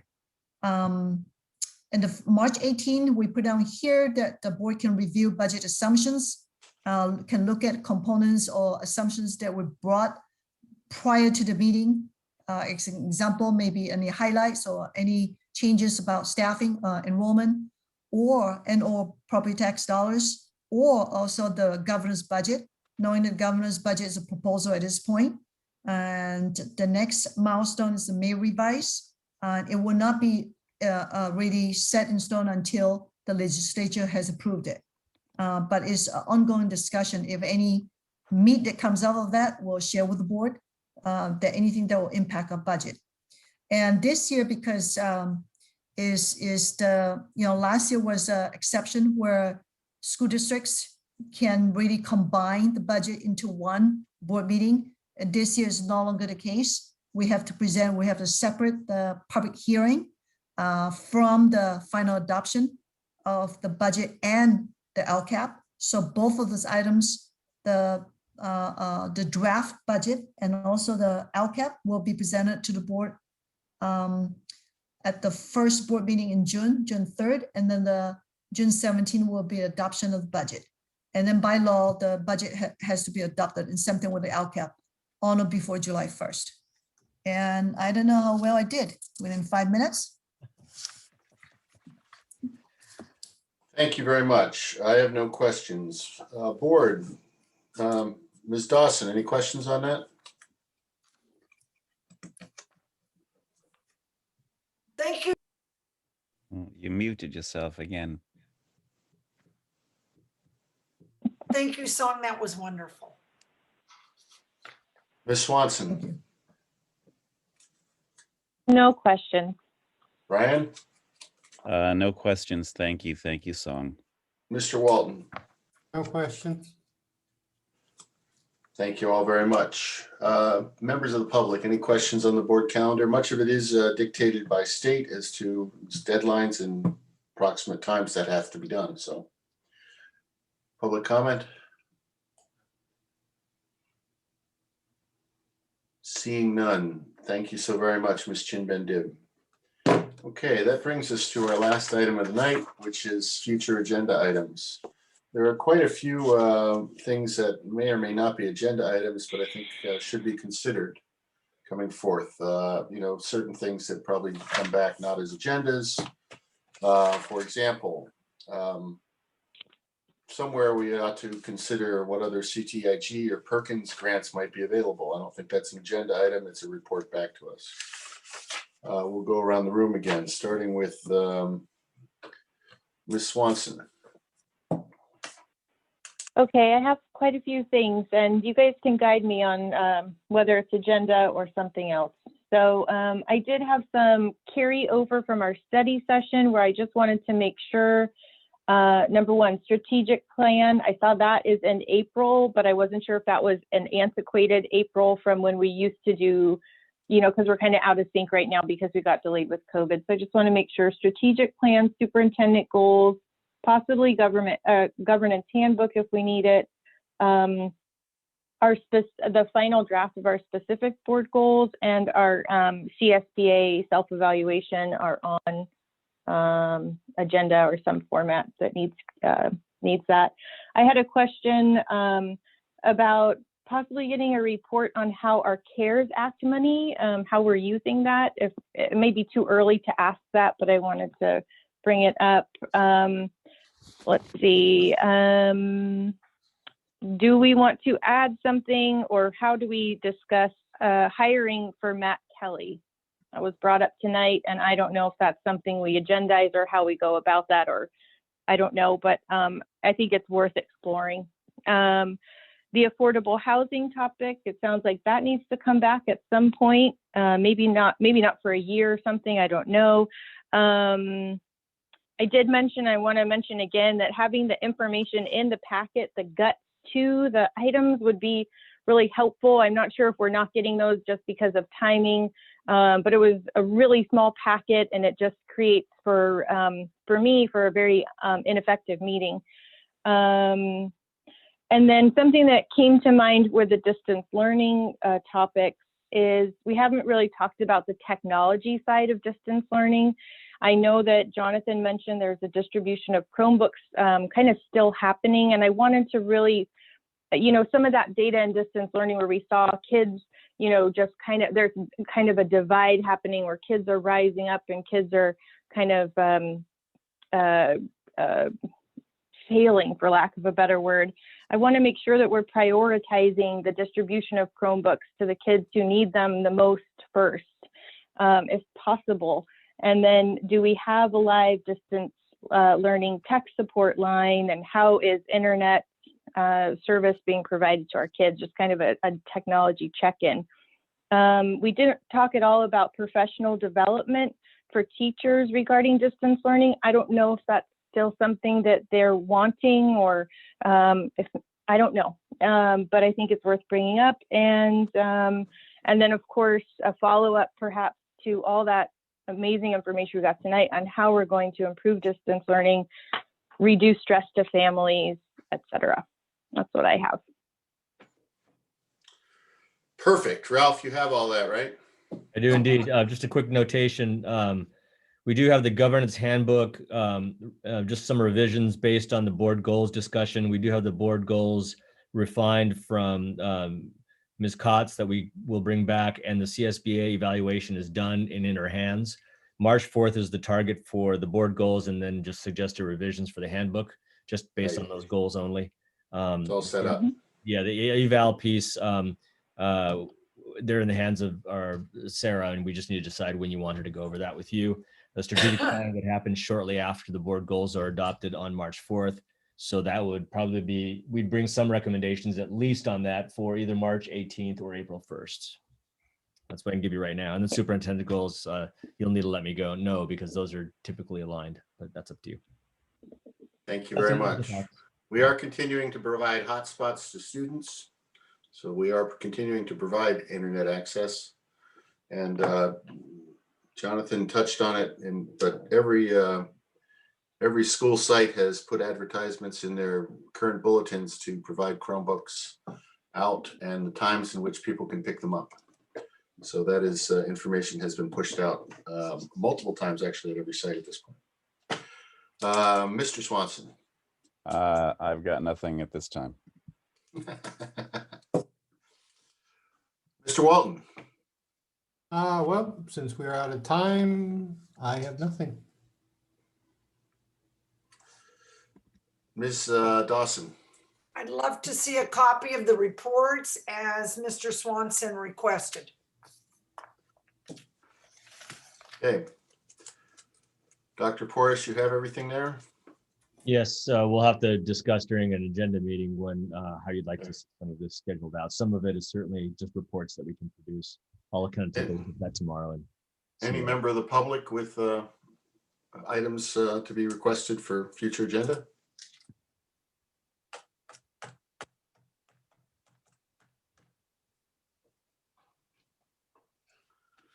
I see no hands. Thank you all. With that, we are. This hand. She's just waving. Waving. I'm waving. That's the only Okay. hand you should see at this point. Thank you all. Good night. Nighty night. Stay safe, everybody.